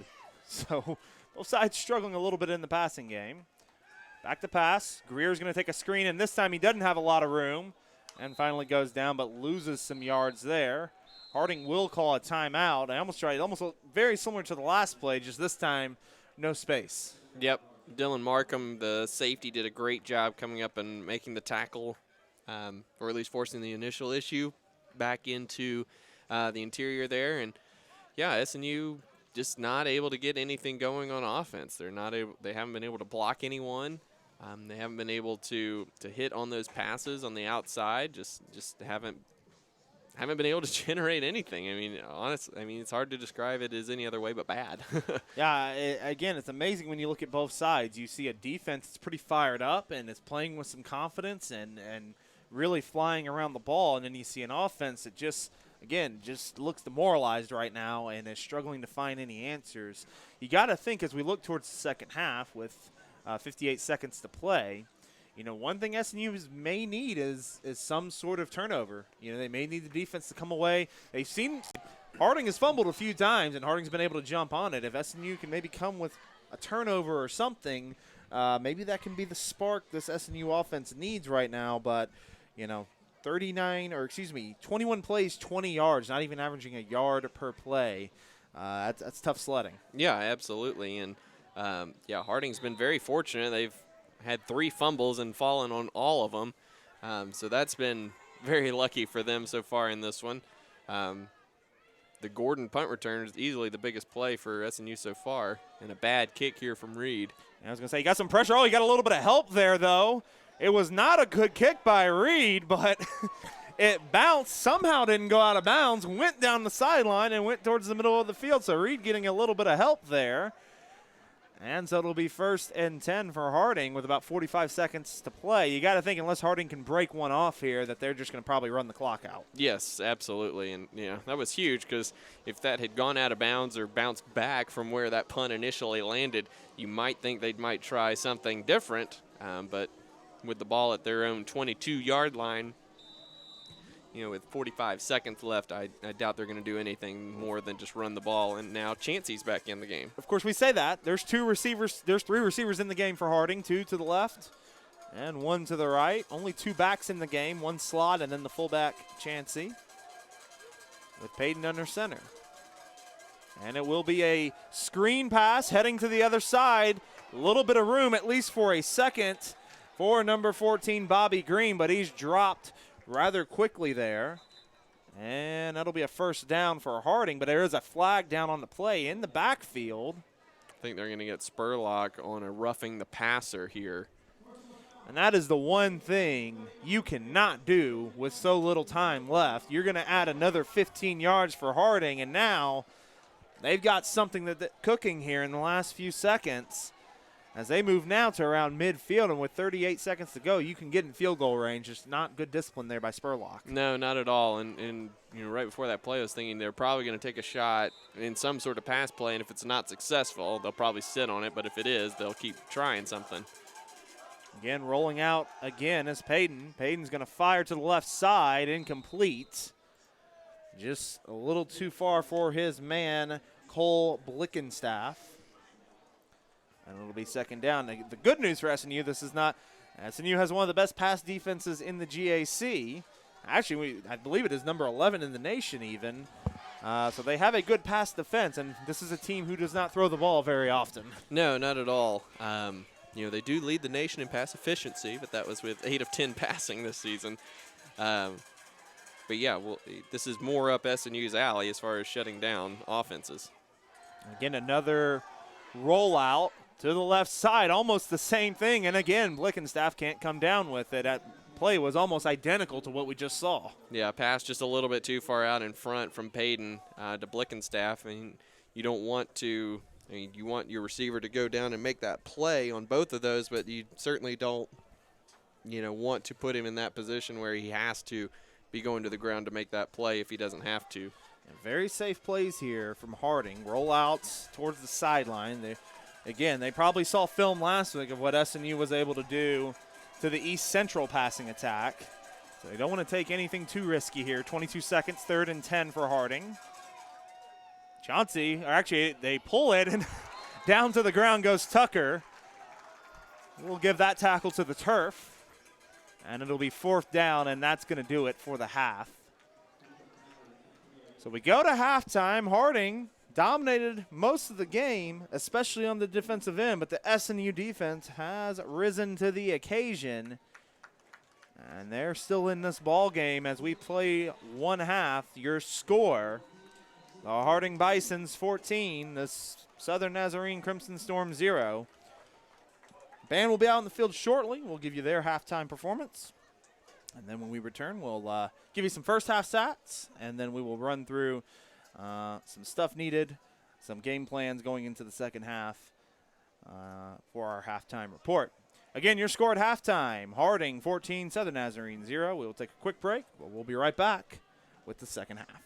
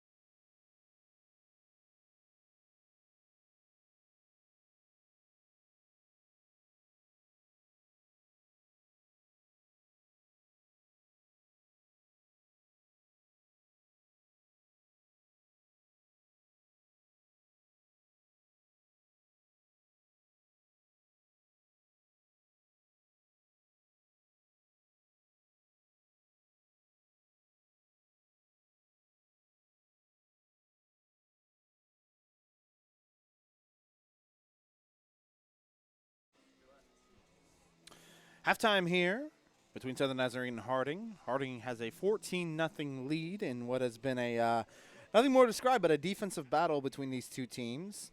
As we go through some of the first half stats, as we said, 14-0, the Bisons lead. First downs, all Harding. They have 11 in the first half. Southern Nazarene with 1.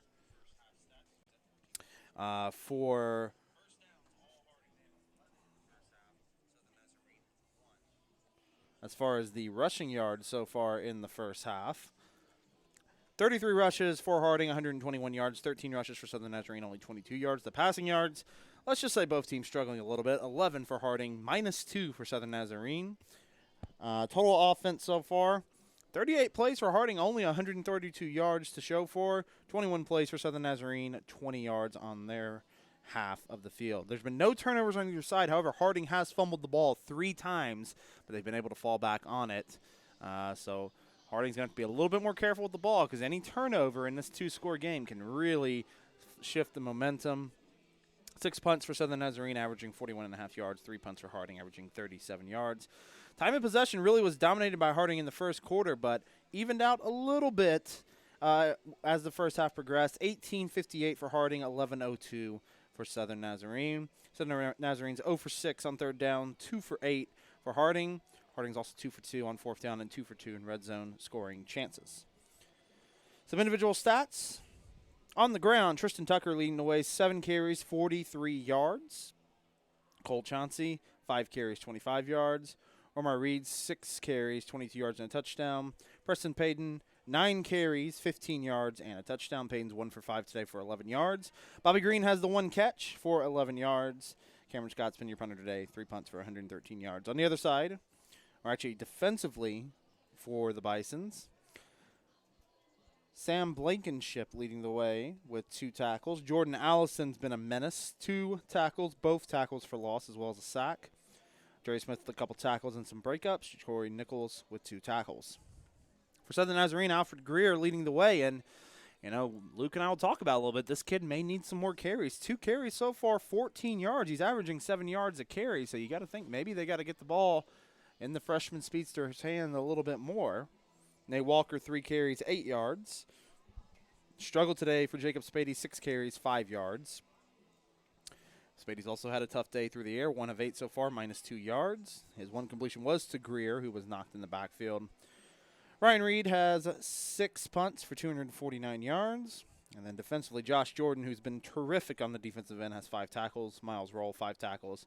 Angel Hernandez with 4 tackles, and Dylan Meter with 4 tackles. Your scoring summary. Harding took their first drive, went 10 plays, 54 yards, taking 4:25 off the clock. Preston Payton capped it off with a 1-yard run. And then the second drive for Harding, a 15-play, 64-yard drive, including 2 fourth-down conversions, took 8:02 off the clock. Omar Reeds ran it in from 1 yard out. Since then, Harding's pretty much been shut down on the offensive end. So that is your halftime stats. If you're a fan of offense, it's been a little bit ugly, really, for both sides.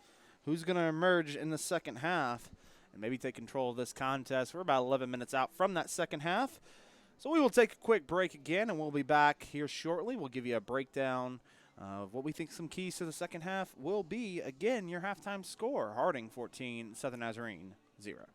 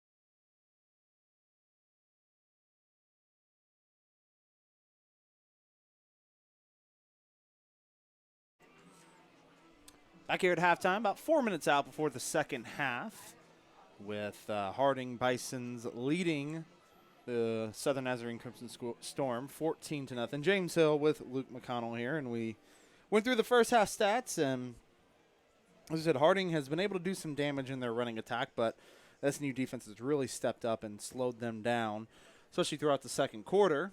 And it has really become a offensive struggle and some defensive domination, Luke. And what did you see kind of from the first half on both sides? Well, as far as for the SNU offense, they just have been unable to do anything. Harding's size along the defensive line and in the secondary is preventing them from establishing anything, whether it be through the run or through the air. It just has not been pretty for the SNU offense today. I mean, you're looking at them. They have, let's see your total yards, 20 yards. On 21 plays. On 21 plays. They're not even averaging a yard per play. Alfred Greer had the nice 12-yard run for their only first down of the game, but that was it. So it's been tough sledding for the SNU offense as the Crimson Storm retake the field here. But the defense, I think, has a lot of good things that they can build on in the second half. After that second touchdown drive, after that 8-minute drive, Harding came out after an SNU 3-and-out, and they threw the ball down the field. When things had been going very well, they'd scored on both their drives, taken up over 12 minutes off the clock, and they threw the ball down the field. SNU broke the pass up, and, a couple Josh Jordan tackle for losses later, and they had forced a 3-and-out of their own, and they had a lot of momentum, and Harding hasn't been able to generate really anything offensively since.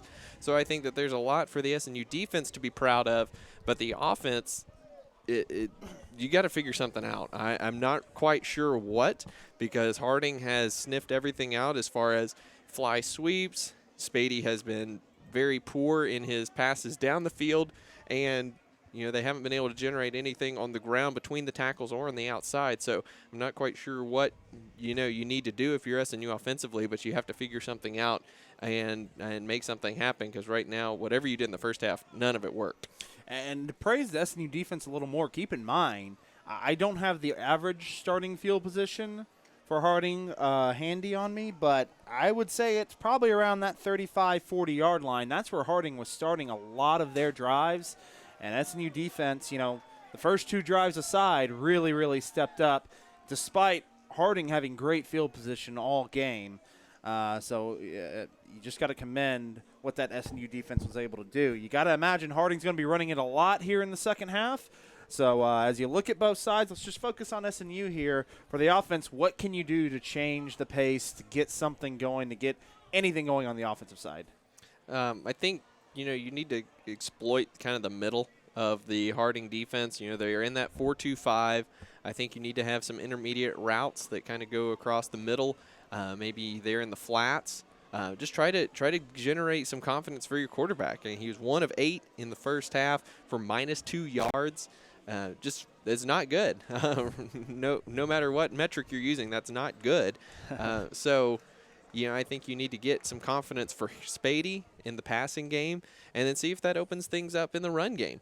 Because at this point, nothing's working, and that's really one of the few things that they haven't tried is throwing some intermediate routes across the middle or in the flats. And we'll see. As you can probably imagine, Harding has the lead. Harding's getting the ball to start the second half, and you imagine the Bisons are going to be on the ground a lot here in the second half to try to preserve this lead, maybe even add on to it. We'll see how it goes. Well, the first time today, we're going to see Anguiano out on the field. The senior kicker from Ashdown, Arkansas, Carlos Anguiano, is on the kickoff. First time we've seen the kickoff coverage today. Back deep, Vontae Williams and Jacory Nichols. And if you're SNU, you want some good kick coverage here and to give the Bisons maybe some tough field position for the first time today. Certainly. And, the way the defense has been playing, I wouldn't call an onside kick here a terrible idea. Just maybe think about it with them a little bit backed up. Let's see. Anguiano's going to step up, and he'll boot it deep. And back deep will be Vontae Williams, taking it around the 2-yard line. believe he called a fair catch, which the new rule in college football, if you call a fair catch inside the 20, you automatically get it at the 25-yard line. Surprisingly, I haven't seen more teams in D2 doing that yet. So it'll be 1st and 10 for Harding at the 25-yard line. Yeah, and that's why those high kicks that are kind of between like the 5 and the 15 are a great strategy if you've got a lot of speed on your kick coverage. So the Bisons back out, led by Preston Payton. 1st and 10 at their own 25. They've got Bassell and Tucker back into the game, and then Chauncey, the fullback, in that wishbone set. A receiver to each side. This is more of the wide wishbone set we've seen. We've also seen a tight wishbone set. Chauncey's going to get the first carry of the second half. And he powers forward for 5 yards, almost a little bit similar to what we saw to start the first half for Harding, and it'll be 2nd and 5. And that play right there tells you all you need to know about the trouble that you have with a triple option offense like this, with the offensive line cut blocking, just driving hard off the line of scrimmage. I mean, Marin Biletich was the one who made that tackle. He was standing up 5 yards off the line of scrimmage because, either avoiding the cut block or getting cut. Tucker's going to take the pitch. He fumbles, and he's knocked out of bounds. He ends up getting a yard. That is the 4th fumble today by Harding. They've been able to recover all 4. Some luck here for Harding this afternoon, because one of these turnovers could come back to bite you. And he even picked up like a yard or a half yard on that play. So, of course they did. Somehow still got a yard out of it. It was able to bounce right back into his gut. And now we're looking at 3rd and 4 for the Bisons. A hard count on some motion. Now they'll look to the sideline and get their call. If they come to this open side of the field, watch Josh Jordan at the safety position as he might come screaming down to make a play. They're going to come to the near side instead, and it will be a big run here for Tucker down the right side. Still going. He is down the right sideline, down to the 20, 15, 10, 5. Touchdown, Bisons. And Tucker found a seam, broke a couple tackles, and took it all the way. A 69-yard touchdown run, and the Bisons are in complete control. And there you go again with some missed tackles there. Josh Jordan on the outside missed one, and there was another missed tackle closer to the line of scrimmage, that gave Tucker the space that he needed on the outside. And, he's got plenty of speed himself to outrun the rest of the defense to the end zone, and certainly not the start you wanted for SNU after generating some momentum on defense to give up a big touchdown like that. It's just kind of indicative of what this game's been like. It looked like a fumble and could have been maybe a turn of events. Instead, a 69-yard touchdown run by Tristan Tucker. The extra point from Cameron Scott is good. 13:44 to play in the 3rd quarter. Your score, Harding 21, Southern Nazarene 0.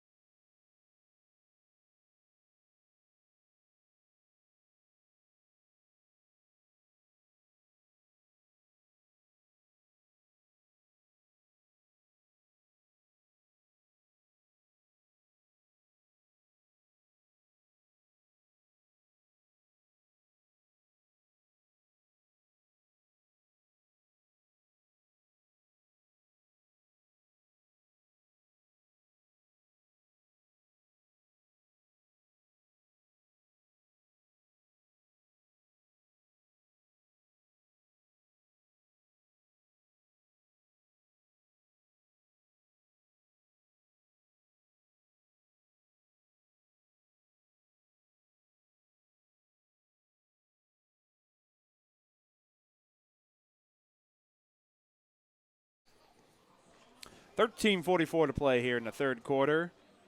And that 69-yard touchdown run puts Harding in complete control. They lead 21-0. Southern Nazarene back out. They're going to have to get something going right now on offense, or this game could get a little bit out of hand. As Cameron Scott's going to set up to kick off here for the Bisons. Back deep, Lakeem Christmas and Jaquel Davis. What kind of response do the Crimson Storm have? Scott approaches and sends it off. Christmas going to come up and take it at the 5. Christmas looking for room down the right side. He's to the 20, the 25, and has dropped it around the 27. Again, better field position. SNU, I believe, first 3 or 4 drives started around the 13-yard line. They're up to the 27 to start things out here for the second half. Yeah, and another reason why that touchdown is such a backbreaker for SNU is now not only did you already have pressure on the offense to get things going, but you've added to that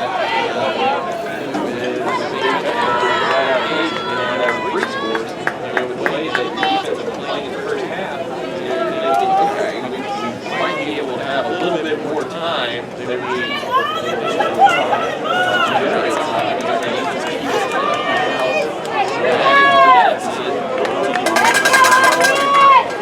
Greer's going to get the first carry of the second half. He breaks the tackle, actually just hanging on and dropping him for about a 2-yard loss. I thought Greer was going to just a shoelace tackle there by the linebacker, Sam Blankenship. Otherwise, Greer probably would have had another 5 there. It'll be 2nd and 8. Yeah, he very easily broke that. Nice pick up on first down. Before I get there, 2nd and 8. And you got to think, with as much as Harding takes clock off with their offense, as much time as they take, you got to start making some dents in this deficit now if you want a chance. Walker's going to come in motion. Spady, it's going to be a read option to the right side. He's got a lot of space, and he's taken down just short of the 35-yard line. That's going to make it 3rd and it's like about 4 to go. Yeah, nice job by Spading following Reese Carlson there.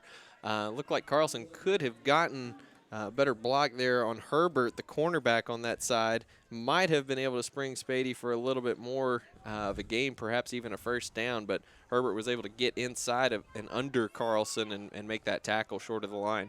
I don't know. It's 3rd and 4 here. Is it crazy to think that this could be 4-down territory early on in the second half? Oh, no, I don't think so at all.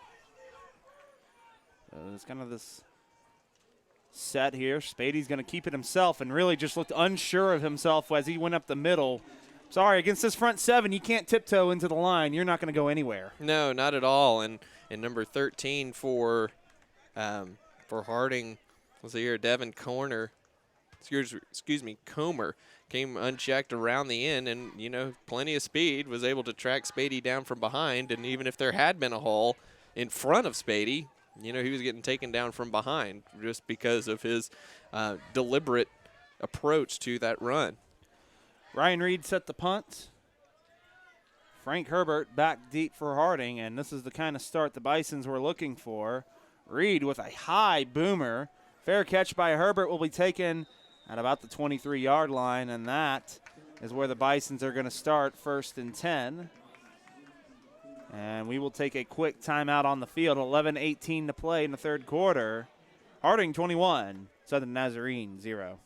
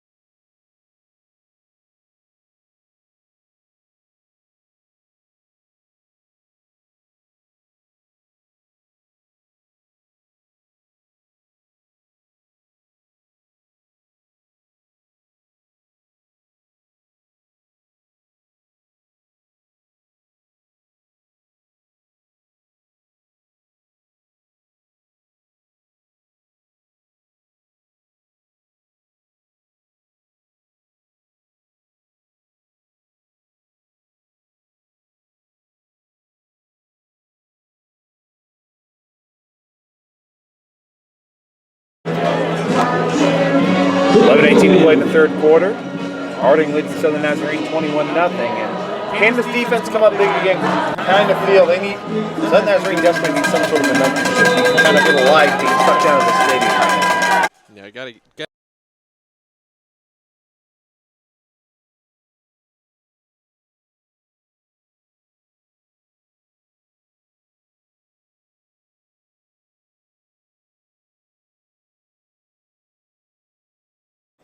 Romar Reeds only stands 5'8". They have him at 205, but he looks a little bit more like a bowling ball out there. Yeah, he looks a lot stockier than 205. 2nd and 5, hard count there by Payton. The Bisons have fumbled 4 times today, but have not lost a fumble in the process. And there's the option to the left side. Tucker with it. Looks like he was grabbed around the face mask.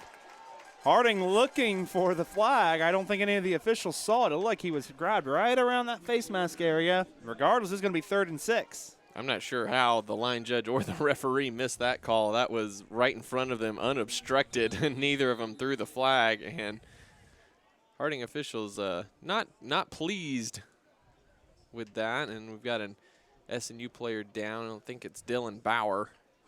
Looks like Bauer is down. We'll take a quick break with him. 10-12 to play in the 3rd quarter. 21-0. Bisons leading the Crimson Storm.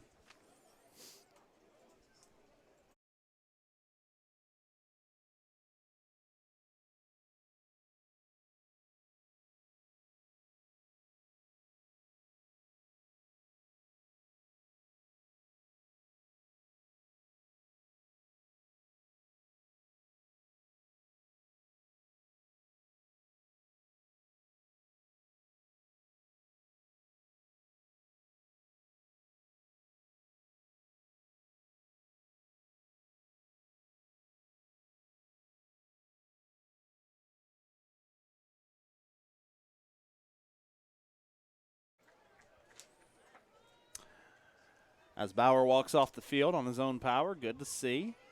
It'll be 3rd and 6 here for the Bisons. 10-12 to play. They have a 21-0 lead thanks to the 69-yard touchdown by Tristan Tucker on the first drive of the 2nd half. They're looking to keep this drive alive. SNU looking to maybe get some momentum back, especially on that defensive end. 3rd and 6. Payton on the option. Nowhere to go. Stood up, and a convoy of SNU defenders bring him down, and it'll be 4th down. Excellent assignment football right there for the SNU defense. Offense has had it. And you got Steve Ives on the of the Tucker here by Scott. Gordon's going to go all the way back and take it about the 26-yard line. He's got a little bit of space, though, as he breaks a tackle and goes out of bounds around the 34-yard line. We do have a flag down back around the 39-yard line in Harding territory. We'll see what this is about. SNU assistant coach is hot about the no late hit out of bounds. In the officials' defense, it was very, very close. So the line judge with his hat off and flag out. We'll see what we've got here. Long conversation taking place. Gordon with another good return. Second time he's kind of got hit as he's going out of bounds, where it's been towing that line of do you throw a flag or not. And absolutely, the bench was definitely wanting it. And it looks like the Harding defenders signaling that this is on SNU.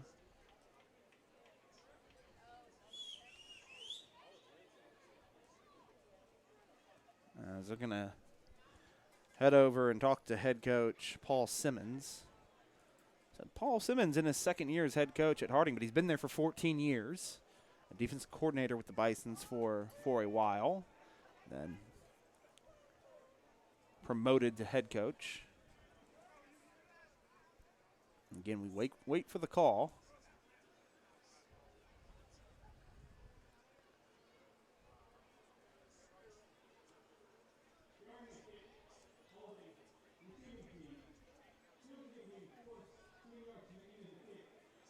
So it's a holding against SNU.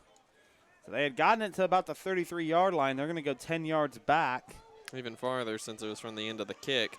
Yep, so it will still be 1st and 10, but it'll be at the 23 as opposed to the 33. With the ball marked at the 33. Yet the ball is now going to the 17. And holding is not a 15-yard penalty, so not sure. Yeah, they're flagging it from the end of the kick, so where Gordon received it as opposed to where he ended the return. So shotgun formation for Spady, 1st and 10. 2 receivers each side. Greer in the backfield. Walker comes in motion. He's going to get a speed sweep, looking to get outside. Looks like he was grabbed around the face mask, but he goes out of bounds. And maybe gets a yard. Yeah, that one certainly not nearly as blatant or as long, but it definitely looked like Walker was grabbed by the face mask as well. So and both teams even in that department in missed face masks. So 2nd and 9, and you kind of want to see that from SNU trying to establish something on the outside, but this Harding defense stringing it out. Fast safety To the left of routes, but they're draped over. 7, Reed back. Yeah, absolutely. And I think they are going to mark that at the muff spot. I was wondering if they were going to deem that a fumble or a muff, and they are going to call that a muff, and so they will get the ball at the recovery spot, which is at the 30-yard line. So first time for SNU in territory, and that in Harding territory, excuse me, and those are the big plays that we talked about in special teams before the game. Being able to utilize a big play there on a where an offense is going to be hard to come by both ways. So a huge opportunity here for SNU to maybe put a little drive together and maybe get some points and some momentum. If I'm SNU here, first play out, take a chance here. Maybe try something down the seam or something down the sideline. You maybe finally got a little momentum. They need to break the huddle as the play clock continues to run. But maybe take a shot here down the field. See if you can get a big momentum boost after the big turnover. Yeah, I don't see Reed Roloff's not on the field, but I would have loved to see him one-on-one against Vontae Williams, the guy who just muffed the punt. And instead they do a speed sweep to Nate Walker, something that just really hasn't worked all day, and it's knocked again for a loss. It looked like Devin Comer got in the backfield there, and they're dropped back for a 4-yard loss. Yeah, and, as electric as Alfred Greer can be, blocking a guy that's 7 inches taller than he is and, has 30, 40 pounds on him, not exactly an assignment set up for success for Alfred Greer, and Comer blew right through him and took down Walker for the big loss. To Deshaun Lucky Jr. checking in at running back. One back set. He's going to get a carry, and he goes nowhere. And I got to be honest, Luke, I don't like the play calling after a big turnover. That's just 2 plays that just have gone nowhere and haven't been working all day, and I feel like this is a situation you got to take a little bit of a chance here. Yeah, I completely agree. Take a shot down the field. Nothing else has worked. You've got a kicker with a pretty good leg. You're probably right at the edge of his range to start on the 30-yard line, but I agree. A little too conservative. You got to wonder what going through your mind there. 3rd and 14 here for SNU. Spady back to pass, fires, and it's dropped. Was looking for Jacoby Hicks, just in and out of his hands. A good route would have got some yardage back, but instead it'll be 4th down. And it looks like they're going to bring Anguiano out to give it a shot. This is going to be a long field goal. It's going to be over 50 yards. Yeah, this is going to be something. 52-yard attempt here. And you hate that drop because Hicks had space to turn there. He had found a nice soft spot in the zone. And if he had been able to turn, he probably would have been able to get upfield and at least get close to the first down. 52-yard field goal from Anguiano. It's blocked. It is blocked. And it looks like Harding did touch it. Harding has touched it. Now they're going to return it. Harding down the right side. Still going and knocked out of bounds is Chris Wine. And the momentum flips right back over to the Bisons on the blocked field goal. Yeah, just completely a missed opportunity for SNU in every way possible. You get the big turnover on the muffed punt, and then the blocked kick there after the conservative play call. Just not good. It is Frank Herbert who came off the end there untouched and was able to get around the corner and get that block there. And now you've got Harding set back up in midfield as if nothing ever happened. So the Bisons overcome what looked like a tough situation after the muff punt, and now they get it at midfield, 1st and 10. And they're in control right now. They can really put this game away with another drive down for 6. Preston Payton in the wishbone set. They'll give it to Chauncey. Chauncey right up the middle. And it seems like every time in that fullback dive, 5 yards seems to be the story. A 5-yard gain will make it 2nd and 5. Yeah, whether it be Chauncey or Reeds, they're just following their offensive lineman right there. And both guards, actually a set of twins there, Keith and Heath Pledger. Those 2 seniors, and then Bryce Bray, the senior center. Just following those 3 seniors right up the middle for 5 yards a pop. They're going to go again, this time to the other side. Chauncey puts his head down and powers forward. He gets about close to 4 there. It's going to be 3rd and a long 1. You may not need 2 guesses of what might be coming next on 3rd and short. Oh, absolutely. Chauncey a little bit more height on him as opposed to Reeds. He checks in at 5'10". They have him at 200, but I think he's a little more stout than the 200 as well.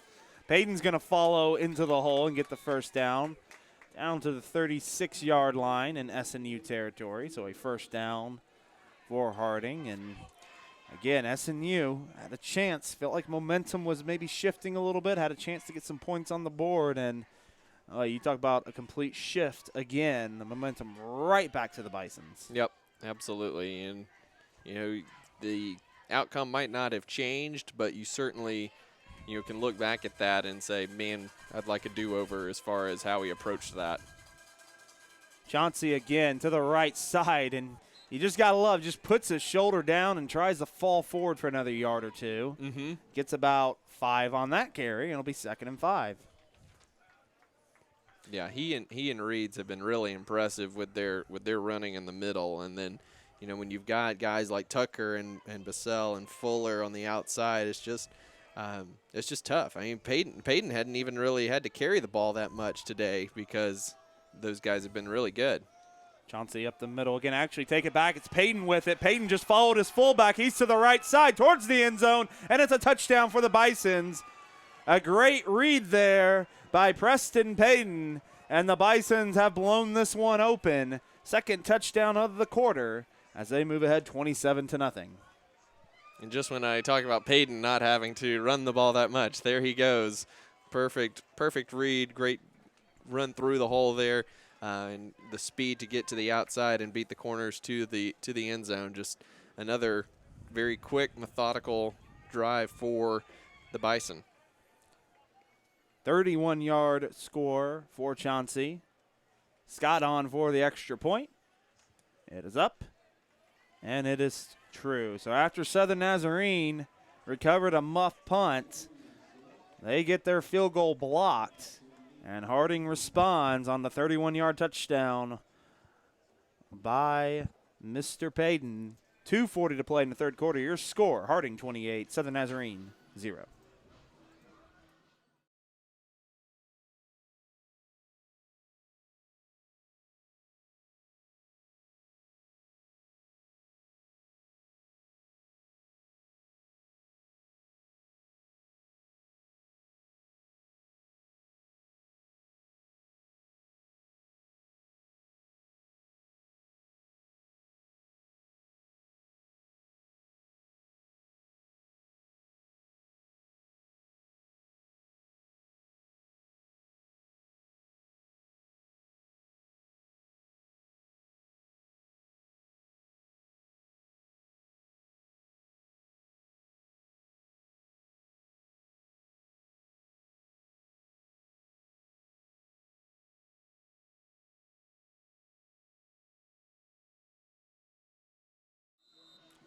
.240 to play in the 3rd quarter. 28-0. Harding leading Southern Nazarene.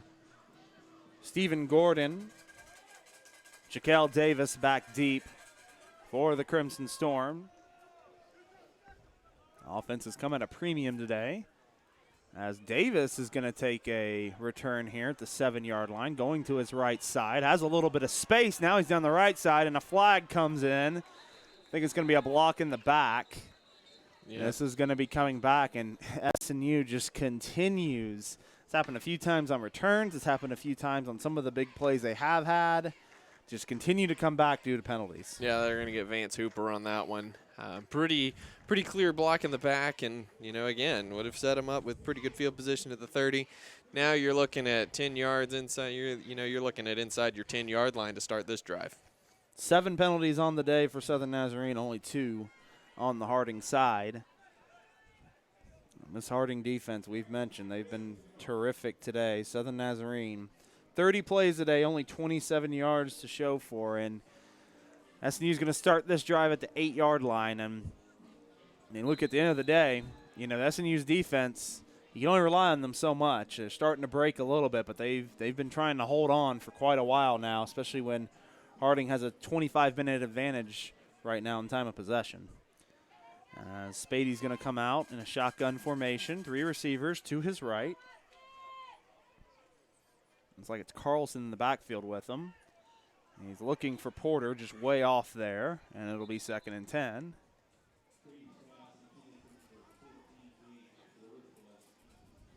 Yeah, just everything has been a struggle for SNU today, but nothing more so than throwing the football.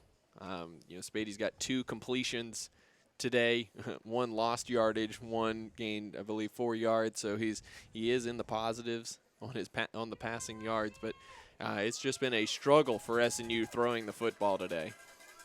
It's been a struggle on pretty much all facets. Throwing, running, just nothing has been able to go right. Porter's going to come in motion. It's a read there by Spady, and he has really nowhere to go.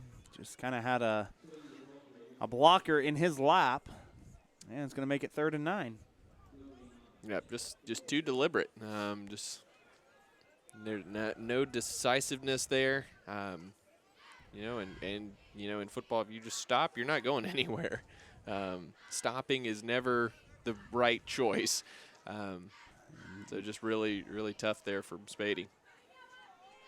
So 3rd and 9 for SNU, 2 receivers each side. Carlson in the backfield, lined up at running back. Spady back to pass down the middle of the field, and that should be a flag, and it is. That will be pass interference. Defensive back all over Stephen Gordon there. And so SNU's going to get a 1st down out of this, but Luke's first time we've seen something down the middle of the field and something positive coming out of it. Yeah, absolutely. It was a good route by Gordon, and honestly, it wasn't a bad throw from Spady either. Gordon definitely would have had a great shot at that ball if he hadn't been interfered with. So, positive thing for SNU there, and we'll see if, at this point, you want to be building confidence going forward. The game might be out of reach at this point, especially given how things have gone offensively. But these are important reps for your offense, and you want to take advantage of those as much as possible. Like Brandon Bryce, the guilty party there, got there too early. Made a good break on the ball, but was just there way too early before the ball could reach Gordon. So a 1st and 10 for SNU. They're up to the 24-yard line. Spady back in the shotgun formation. Gordon comes in motion. Spady looking for Gordon and just overthrows him. Was good idea there on a back shoulder throw, just too much on it, and it'll be 2nd down. That's a throw Spady's missed all day, and to be completely honest, I'm not even sure what the route is. It's impossible to tell because these throws have been well to the inside, well to the outside, well over the top. It's impossible to know who's at fault there, receiver or quarterback. They're going to go out to Gage Porter, and Porter has absolutely nowhere to go. He lost maybe 6 there, back to the 19-yard line, and it's going to be 3rd and long. Yeah, they're outnumbered on that side, and it looked like there was one other blocker out there, and throwing a screen into 2 or 3 other guys, just not a wise decision there. You have to be smarter than that. You got to be, make the decision, hey, we're not going to lose 6 yards on this play. I'm going to pull this down and do something else. A lot of it can come down to the pre-snap reads. 2 receivers, and then a tight end to the other side of Spady, who's back to pass, under pressure, looking, fires over the head of Gordon, and that will make it 4th down. Spady feeling a lot of pressure there. under a minute here in the third quarter. SNU coming out to punt.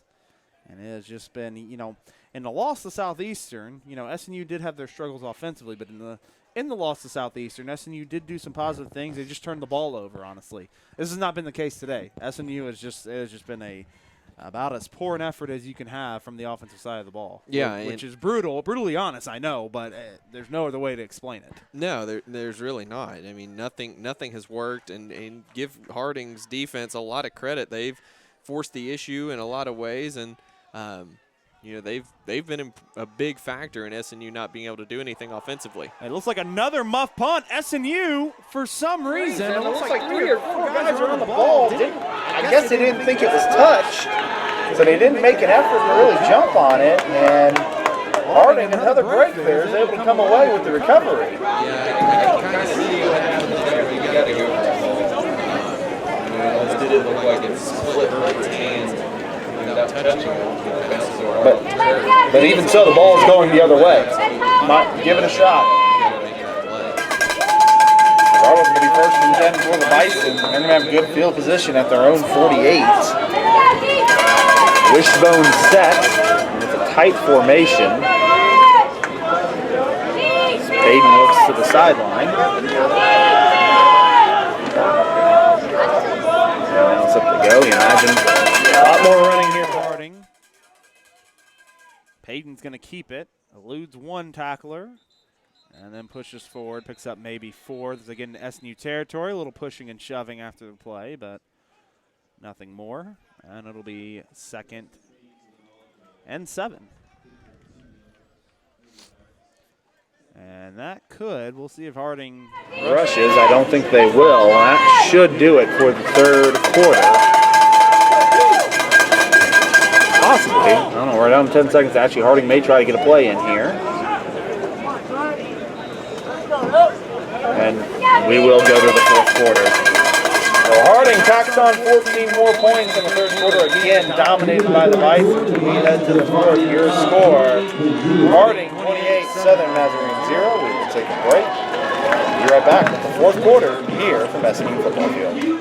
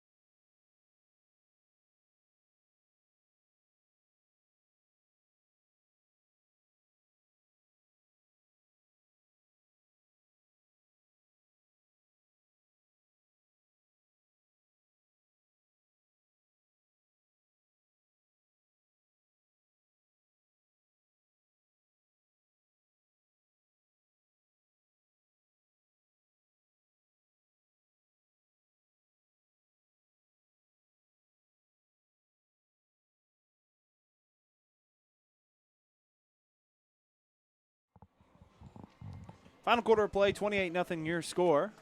Harding leading Southern Nazarene. Maybe more pride for SNU, but let's see what they can do here in the fourth quarter. They want to try to get some points on the board and see if they can just slow down this rushing attack from Harding at 253 yards in this game. Oh, fumbled, or almost fumbled there. Good assignment there by SNU. They looked like they were going to give it to Reeds. Payton pulled it last second, almost dropped it, and then gets dropped right at the line of scrimmage. Yeah, very late pull from Payton. And the bobble, if you will, from pulling it so late, it resulted in no gain. So it would have been no gain either way. Probably should have gone with the safer play of just leaving it in Reed's belly there. Actually, may have even lost a yard there. It'll be 3rd and 8. Again, there's that triple option. They're going to give it to Tucker. Tucker trying to get outside, and he is dropped around the 45-yard line, but picks up about 5. And we saw this a little bit in the late first quarter, early second quarter on that 15-play drive. They turn a 3rd and 8 into a 4th and 3. Do they take a chance here? maybe not up 28-0. No, they should kick this, up 4 scores. But great pursuit from Trayvon Hadley there. The true freshman flying to the football, in pursuit, making a nice play there. He's a really nice player. He's proved himself to be pretty good here in these first 3 weeks of his career, and SNU definitely needs to build off of his success that he's seen so far. Scott's going to set the punt. It's going to be a fake. Well, that's interesting. A fake punt, up 28-0. Shedrick Robinson took it inside the 20, and look, whatever you want to try is fine with me, but I feel like you may want to leave that in the bag and not use it in a 28-0 ball game. But that's just my opinion. Yeah, it's Hey. a little much, maybe up 28-0, but it does give you some live action opportunity to run something like that. Again, if you want to run it, that's your call. I'm not going to judge it one way or another. But again, I just question it when you're up 28-0 if it's necessary when you could maybe use it in another situation in a game that might be more competitive. Mm-hmm. And then you go and burn a timeout right after that. Yeah, offense I don't think was quite ready, and we'll take a break with them. 13:05 to play. 28-0. Harding leading Southern Nazarene.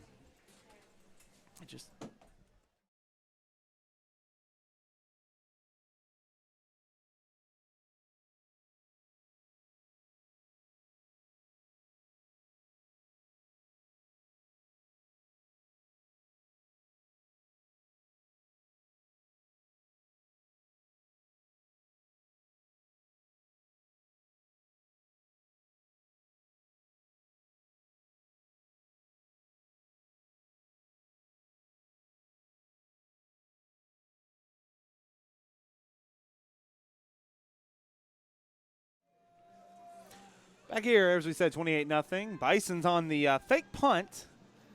Get down to the SNU 19-yard line. And so the Bison's looking to add on to it. Back in that wishbone set.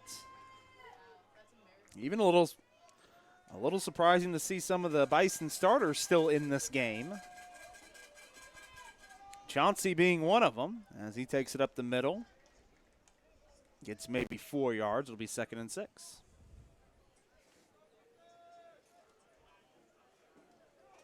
This second half, I think, is just, that initial touchdown was just a backbreaker for this SNU defense. They performed well after that second touchdown drive by Harding. Had a lot of confidence, and I think that really just took the air out of the sails of this defense.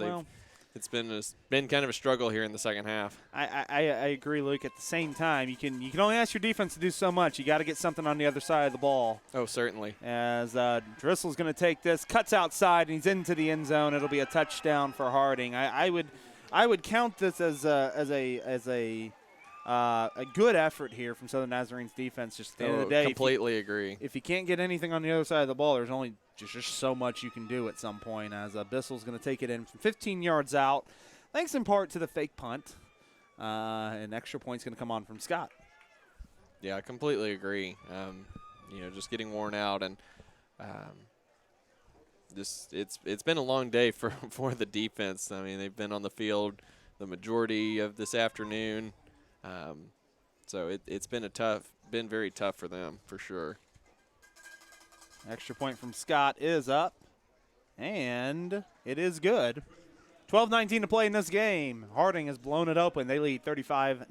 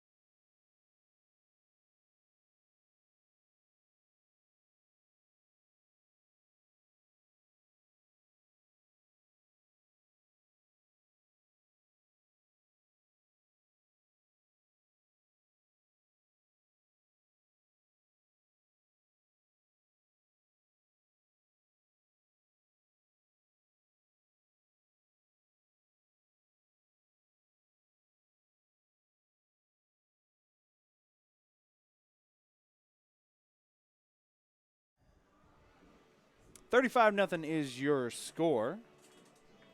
Harding in control here. And it's looking like barring a incredible comeback, the Bison looking to move to 2-1, rebounding from their loss last week to Southern Arkansas, and even the loss last year to Southern Nazarene on their home field. Scott is set to kick off. Gordon and Davis back deep for the Crimson Storm.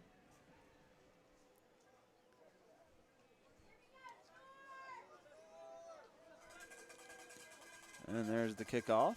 It'll be Gordon taking it at the 8. Gordon coming to the right side, looking for some space. Has a little bit, gets to the 30 before taking down. We'll mark it at the 33-yard line. And there is a flag down because it seems like every decent return there's been something wrong and something that will bring it back. And that's going to be the case yet again for SNU.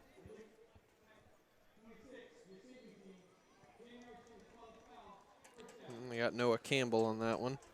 I think that is the third time at least where a return over the 30-yard line has been taken back because of a hold or a block in the back. And, I mean, it just comes to the sense you just got to have the discipline to know that, hey, this is what's being called today.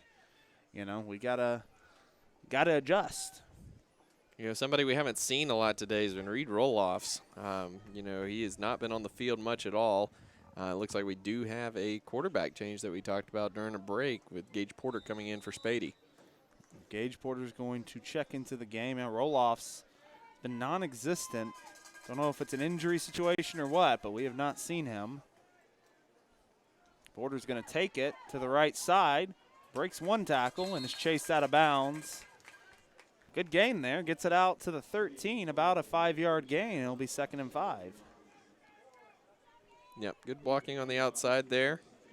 You know, Jacoby Hicks could have held his block a little bit longer on the cornerback out there. Probably would have been a bit of a bigger gain there. See Christian Schellmeyer into the game for the first time. Sophomore running back from Dickinson. He's in the backfield with Carlson on 2nd and 6. It's a read option by Porter right up the middle. Gets it to the 16 where it'll be 3rd and 4. That's a bit of decisiveness that we were not seeing from Spady in this game. Not a lot of yards on that play, but Porter hit the hole. He hit it hard and was able to pick up 3. It's really been, a lot of coaches call it kind of tippy-toeing sometimes through the hole. You don't want to see that when you're going between the tackles. You want to see a good, hard run, get your shoulder down, and get as many yards as you can. As it'll be a quarterback draw, and Porter into the open field. And I got to agree completely, Luke. You see Porter, and he's putting his head down and just going forward. And now, in fairness to Spady, this is obviously the second-team defense into the game for Harding, and probably doesn't have quite the same push that we saw from the first team, but still a good run nonetheless from Porter. Yeah, and still plenty of size too. Still plenty of size out there. Absolutely. Across the board, even on their second-team unit. But yeah, Porter's hitting that hole hard, and he's more of a stockier guy. He's quicker than Spady. He's faster than Spady. He is only sophomore from Elk City. And a mess of a play. You could tell there was the play call did not get in. They were trying to hurry, and a flag comes down. Looks like they're calling offsides here. Oh, I thought maybe something wasn't set. It actually is going to be offsides on Harding, so the rush to the line works out. Yeah, Stephen Gordon and Lucky in the backfield nearly collided during the exchange, but get the offside call and pick up 5 yards. Yeah, I mean, obviously I don't think you necessarily just immediately displace your senior quarterback. As last week, Spady played really well. He threw the ball pretty well and did a lot of good things on the ground. So I don't think you just throw your senior quarterback to the wind like that. But, with how ineffective they were today, I think you have to consider every option.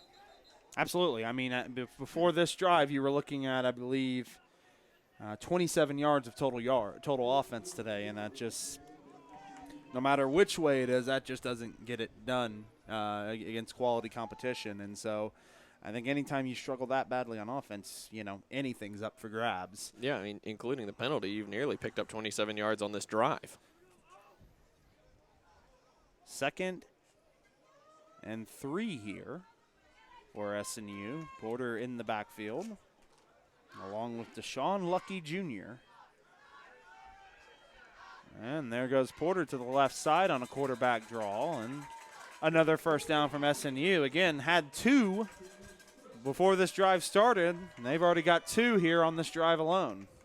Yeah, I like the decisiveness I've seen from Porter. He's running hard, and again, like I was saying earlier, he's quicker, faster, and he's built a little bit stronger than Spady. And they're both listed at 195. Spady's 6 inches taller than Porter, so obviously not as much stock there on Spady compared to Porter.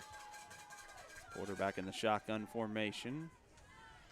Another quarterback draw, almost lost it there. Hangs onto the ball. He's still trying to go. And there's a flag comes in late, too. And you love the effort, but at some point you got to go down because instead of it being maybe a 4 or 5 yard loss, it turns into almost a 15-yard loss. Yeah, definitely got to cut your losses at some point and just eat it because nothing's going to happen there. But again, the mess of a play turns into a positive for SNU as they get a face mask on Harding. So that's going to give them an automatic first down and 15 yards added on. And we talk about Porter. Obviously, the coaching staff sees what Porter can bring to the table. It's why he's been lined up at wide receiver at times throughout the year. So they see that he has some playmaking ability. He can do some good things as this gets moved up to the 49-yard line of SNU.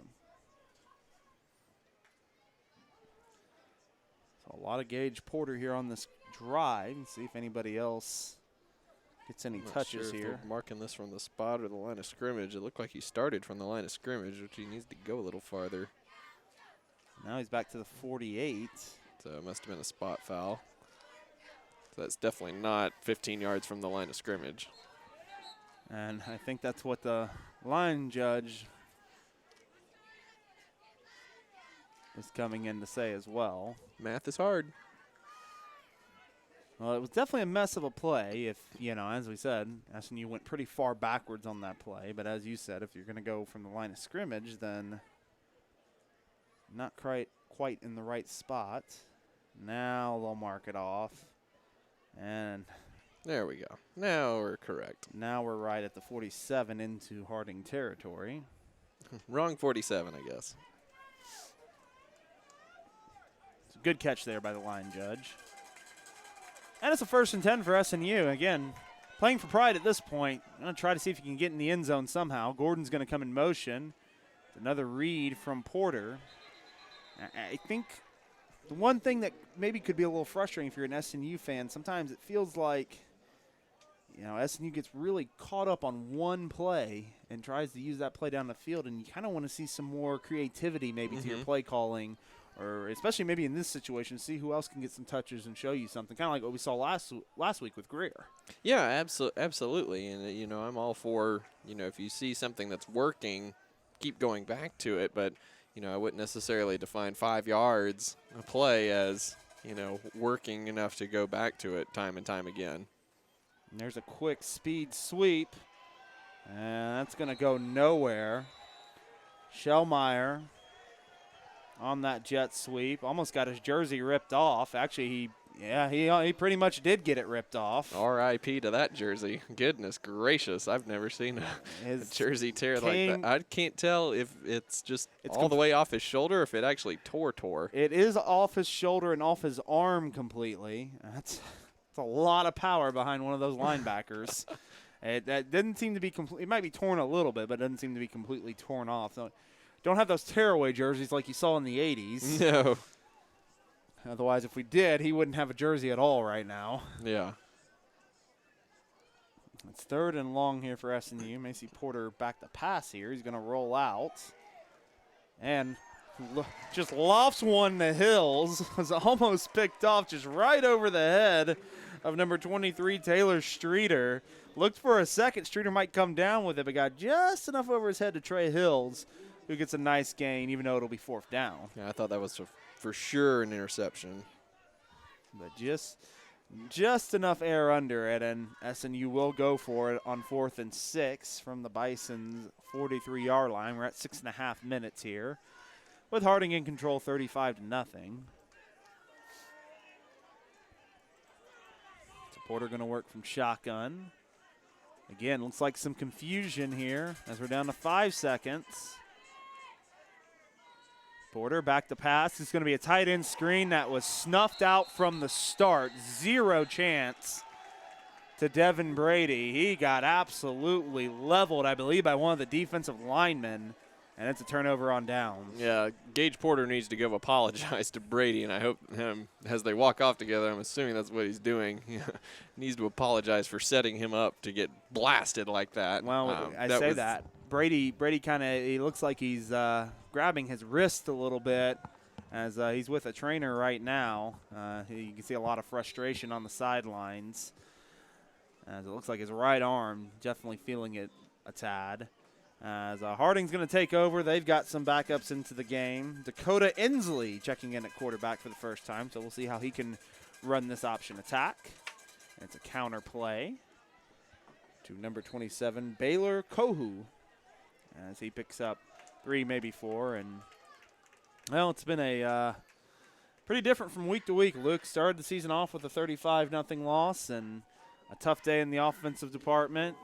And you come back with the 45-20 win, and what a game it was for SNU, and one that just had fireworks left and right. And then today, another offensive struggle, and it looks like, at the time, 35-0, maybe another shutout loss coming. Yeah, the back and forth certainly is frustrating if you're SNU. There's going to be a fullback carry, and a good one. This is number 35, Jesse Honus. A lot of, especially on the offensive side, you see a lot of sophomores on this team, a lot of younger people on this Harding team. And you know, Harding always has been strong on the football side, but you imagine this is going to be a team that's going to be tough to deal with years to come. Yeah, most of the, outside of the interior of that offensive line, most of those starters are young and will be back for, years to come. So, yeah, look for a lot of good things on offense for Harding for the next few years. Again, wishbone set. And there will be a pitch. A couple nice spin moves and broken tackles here by Kohu before he's finally dropped around the 15-yard line. Really got that Hardin crowd going. A little spin move, a little juke, a little O button, a little R1 button. Yeah, he had it all on that one. And it's 1st and 10 at the 15. As Inslee leading them right down the field here. Also, in fairness, SNU also has their second team into this game as well. It's a little 2 versus 2s here in the final 5 minutes. Mm-hmm. And some good, important reps, both sides.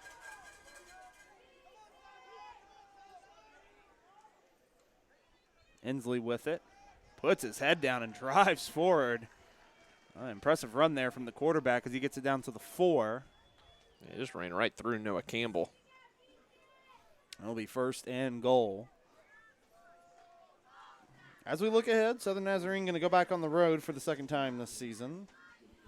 They're going to head to Russellville, Arkansas for a 6 p.m. matchup with Arkansas Tech.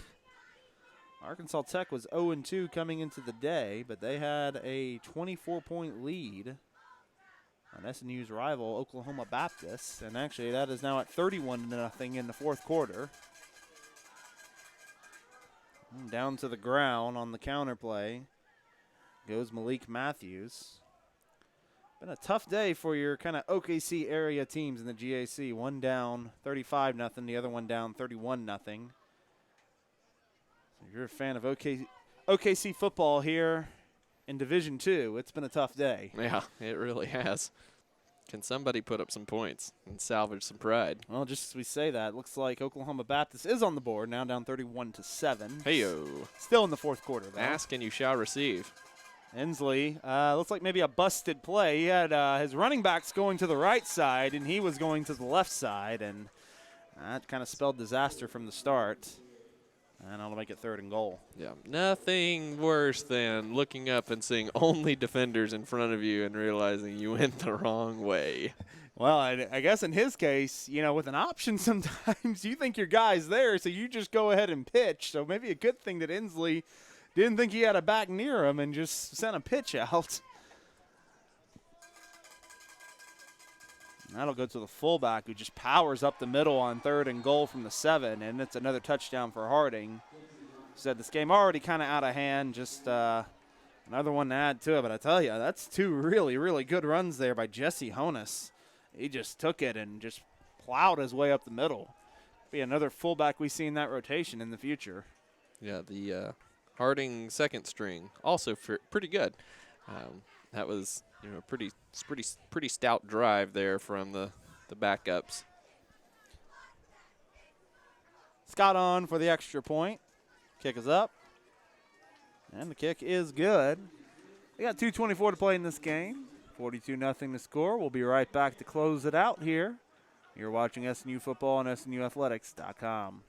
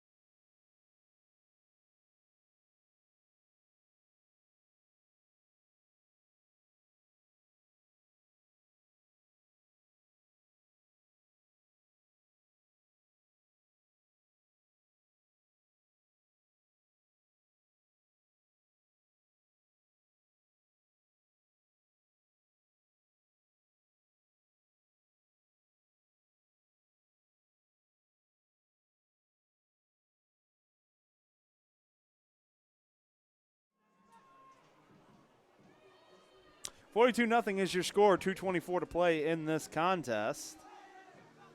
As Harding's going to set to kick it off. So SNU going to try to win these final 2 minutes and what's been, as we said, a tough contest. One that myself and Luke McConnell will both agree. The defense really, I think, rose to the occasion. But at the end of the day, when you're facing a team, especially one that runs it so well and really wants to wear you down, there's only so much you can do when you're struggling to get anything from the other side of the ball. As it'll be taken from the 4-yard line. Coming to the right side was number 13, Brandon Perez. He gets dropped around the 17-yard line, and that's where SNU will take over 1st and 10. We'll see what Gage Porter's going to come back out at quarterback. It looks like he has his helmet on. Yeah, at this point, you're gaining some reps for Porter, and I think to a degree you're trying to figure out if you're gonna make a change. I think these are important reps for Porter to kind of showcase what he can do. Porter out of the huddle shotgun formation, 3 receivers to the right. Got the music playing during the play, but that's all right. Lucky up the middle, stop for no gain.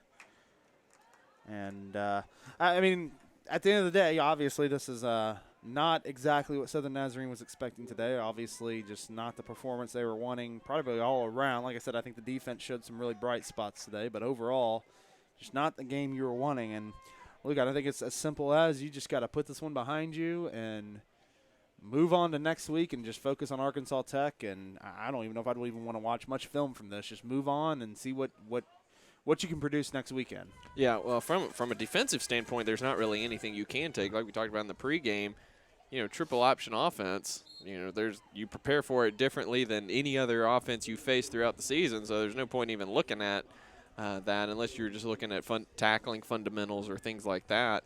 But from an offensive perspective, unfortunately, you can take things from going up against the Harding defense. And, like you said, you might want to just throw this one in the trash and start over. As far as, just being like, hey, we were not good. Let's just get better. Well, and obviously with all due respect to Harding's defense, they are number 3 in the conference in total defense, which will go up from this game. And they were the number 1 rush defense team. So a lot of respect needs to be shown to Harding, as this third down is going to fall incomplete. And it'll be another punting situation for SNU. So, I mean, first things first, the Harding defense we knew was legit coming in. And we knew it was going to be a struggle against a Harding defense, especially one that's so good in the running game. And, you know, quite frankly, that's what showed all game. Mm-hmm. And as we said, we saw the SNU defense step up, especially for the latter half of the first half. And like we said, just eventually, I think I completely agree that long touchdown run was really a backbreaker for that defense. And then when the offense really couldn't get anything else going, there just wasn't, it kind of, I think, deflated the defense a little bit. And that's when, things kind of wheels kind of fell off a little bit on that side, as Reed sends a good punt off. And it is taken. And a return by number 21, Frank Herbert. And that's where Harding will start their drive and probably look to run this clock out and get out of Bethany with a win. And again, another thing for the Harding Bisons. This is, they lost the game at home last year, which, again, was a little bit of a surprise when they fell to SNU last year at home. But they have been very good here at SNU football field. They'll move to 4-0 on the road against SNU. And their average win was 54-7 at this place, and so they continue to pad the average. Just a good all-around effort from the Bisons. And they're just going to take a knee, and we'll have one more coming up. Well, not really too much to go over as we get ready to wrap this broadcast up. We'll run through some final stats, but other than that, I think not too much else to talk about. As we said, the Crimson Storm will be back next weekend to take on Arkansas Tech. Again, it'll be a 6 p.m. kickoff from Russellville, Arkansas. As we said, it looks like Arkansas Tech's going to get their first win of the season over in Shawnee. And that will do it. Your final score today, the Harding Bisons used their potent rushing attack and just a tremendous defensive effort to defeat Southern Nazarene on the road by the final score of 42-0. But Luke, we'll get some final thoughts from you as you we'll close out some stats after that. But just some final thoughts on today's matchup. Yeah, I think from an offensive standpoint, it was obviously a struggle all day, but I think to a degree it was very disappointing. You didn't really do a lot to put yourself in positions for success, whether running the ball or throwing the ball. Everything was a struggle. And, after doing some pretty good things last week against East Central, and doing good things against Southeastern to open the season, you thought that, maybe we sort of had something together, sort of figured out a little bit as far as the offense goes, and that just was not the case today. Credit Harding's defense. It was a physical mismatch on the line of scrimmage and at every level of the defense, but at the same time, even physical mismatches can be, offset by good play calling and good speed and execution. And SNU just didn't have any of that today. So I think there's a lot of blame to go around as far as this performance goes. But definitely give credit to Harding. They controlled the clock with their offense and put SNU in the hole early with those 2 long drives to start the game, especially that 8-minute one that spanned the first and second quarters that put them up 14-0. After that, it was tough for SNU to come back. The offense felt a little bit more pressure because of the nature of Harding's offense to control the clock and to minimize possessions. The SNU defense played really well. I think you give them a lot of credit, especially for how they played in the second half of the first half. In that second quarter in particular, they made a lot of 3-and-outs, and they did a good job even in the third quarter a little bit.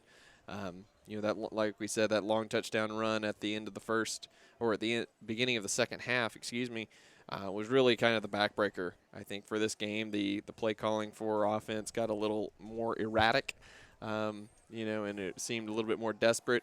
But everything else, just a struggle all day for SNU against a really good and really physical Harding team. So, like you said, not a ton that you can, really take away. You probably want to just forget about this one and move on. But, I think from an offensive standpoint, you really need to try to find an identity.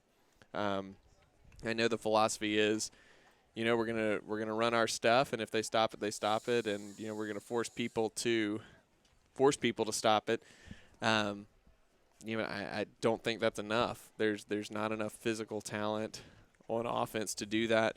There is some good speed at the skill positions, but there's not enough size on the offensive line. There's not enough speed from the quarterback position to take advantage of read option and things like that.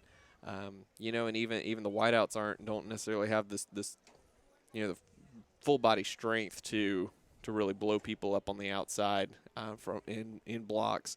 So overall, it just a really tough day for SNU, especially after last week's really encouraging performance on both sides of the ball. As he said, as Bill Belichick likes to say, I think if you're Andy Lambert, you just say we're moving on to Arkansas Tech.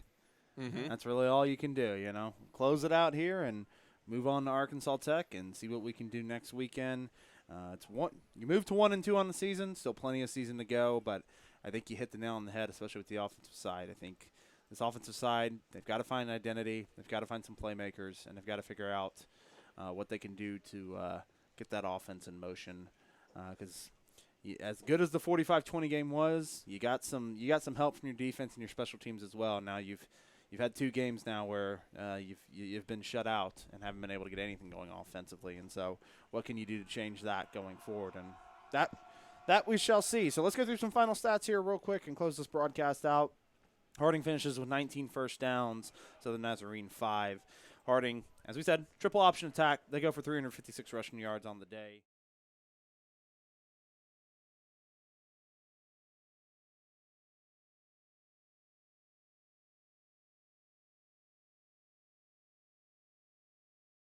The Nazarene definitely disappointing in that passing number because, you saw last week some really positive things in the passing game that just didn't translate into this game. That's amazing. 17 yards passing in today's football climate. Yeah, go figure. 64 plays for Harding, 367 yards, averaging, which probably shouldn't be surprising because I think I said 5-yard gain all day, averaging a little over 5 yards per play.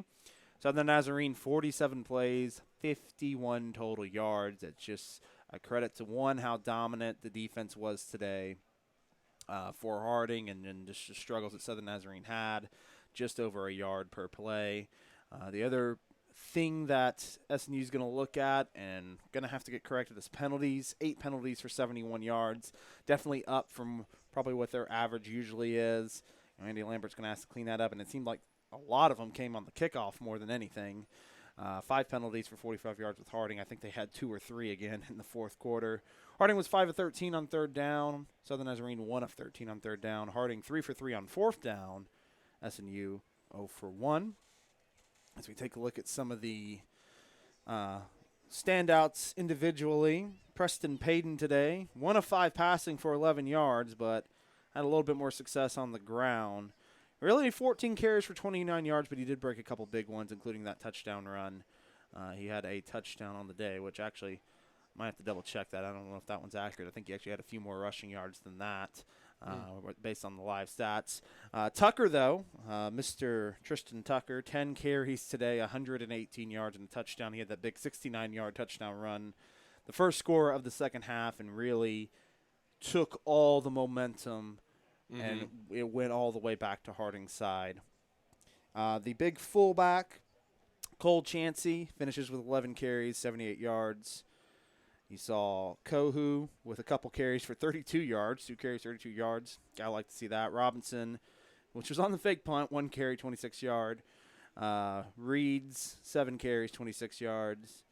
So you saw, and then Bissell as well, 4 carries, 19 yards, and a touchdown. Honus also got into the end zone with a touchdown. Only one man had a catch today for the Bisons, and that was Bobby Green, 1 catch for 11 yards. On the other side for Southern Nazarene, Jacob Spady, tough day, 3 for 14 today, negative 4 yards passing. And I'll say this for Jacob, he seemed a little off, especially on his deep throws. But when you see the biggest thing when you see your quarterback struggling, is you got to give them some easy throws to try to get back into it. And there was a few times in the second half SNU tried to get something short just to kind of get them going, but you got to give them a little more, maybe just a little bit more intermediate and a little less just, 2 yards dump offs. Got to give him some easy throws to get him back into the game. He just never was able to. Porter also 1 for 4 today with 10 yards. And Porter ends up being your leading rusher today, 7 carries for 18 yards. Alfred Greer had 3 carries for 16 yards. He did average 5 yards a pop. You got to think, got to maybe get it in his hands a little bit more and see what he can do. He seems like he'll be one of your playmakers. Spady, such a good running threat at quarterback, also struggled today. 9 carries, led the way in carries, but only 11 yards to show for it. Tough day for him. Hills was your leading receiver, 1 catch for 10 yards, and Reese Carlson, 1 catch for 3 yards. As we go to the defensive side and take a look on that side, you had really just a dominant performance, as we said, for the Harding side, and it was really just done all around. There's nobody that really stands out one way or another. You had Chris Wine with 4 tackles, you had Blankenship with 4 tackles, and you have just a numerous amount of people who had 3 tackles, who had 2 tackles. I think the big ones that stood out, you had Devin Comer, 3 tackles, 2 of them were tackles for loss, and then you had Jordan Allison, 2 tackles, 1 of them a sack, the other one a tackle for loss as well. So those guys did a good job all day, kind of just blowing up that SNU defense. Miles Roll led the way for SNU on defense, 8 tackles, 1 tackle for loss. I thought a tremendous game from Josh Jordan as he had 6 tackles. And you can actually see, I felt like a few times, especially in the second half, they were trying to run away from Jordan just because of how well he was plugging the holes at safety. Jaquel Davis had 5 tackles as well. Ethan Spurlock adding 5 tackles. And you had Dylan Bauer had a couple tackles. Both of them were tackles for loss on the day. So that does it here at SNU football field. As we said, Southern Nazarene falls 42-0 today to Harding. Yeah, a tough showing for the Crimson Storm, but they will look to bounce back. Again, they will be on the road next weekend as they head to Arkansas Tech for a 6 p.m. matchup at Thone Stadium in Russellville, Arkansas. For my partner, Luke McConnell, this has been James Hill. You've been watching Southern Nazarene football. We hope you enjoyed the broadcast. Our next home broadcast will be coming the following weekend, Saturday, September 29th at 1 p.m. as the Crimson Storm will welcome in Henderson State. Again, that kickoff is at 1 p.m. So thank you again for joining us, and we hope you enjoy the rest of your football Saturday. Thank you, and good afternoon from SNU Football Stadium.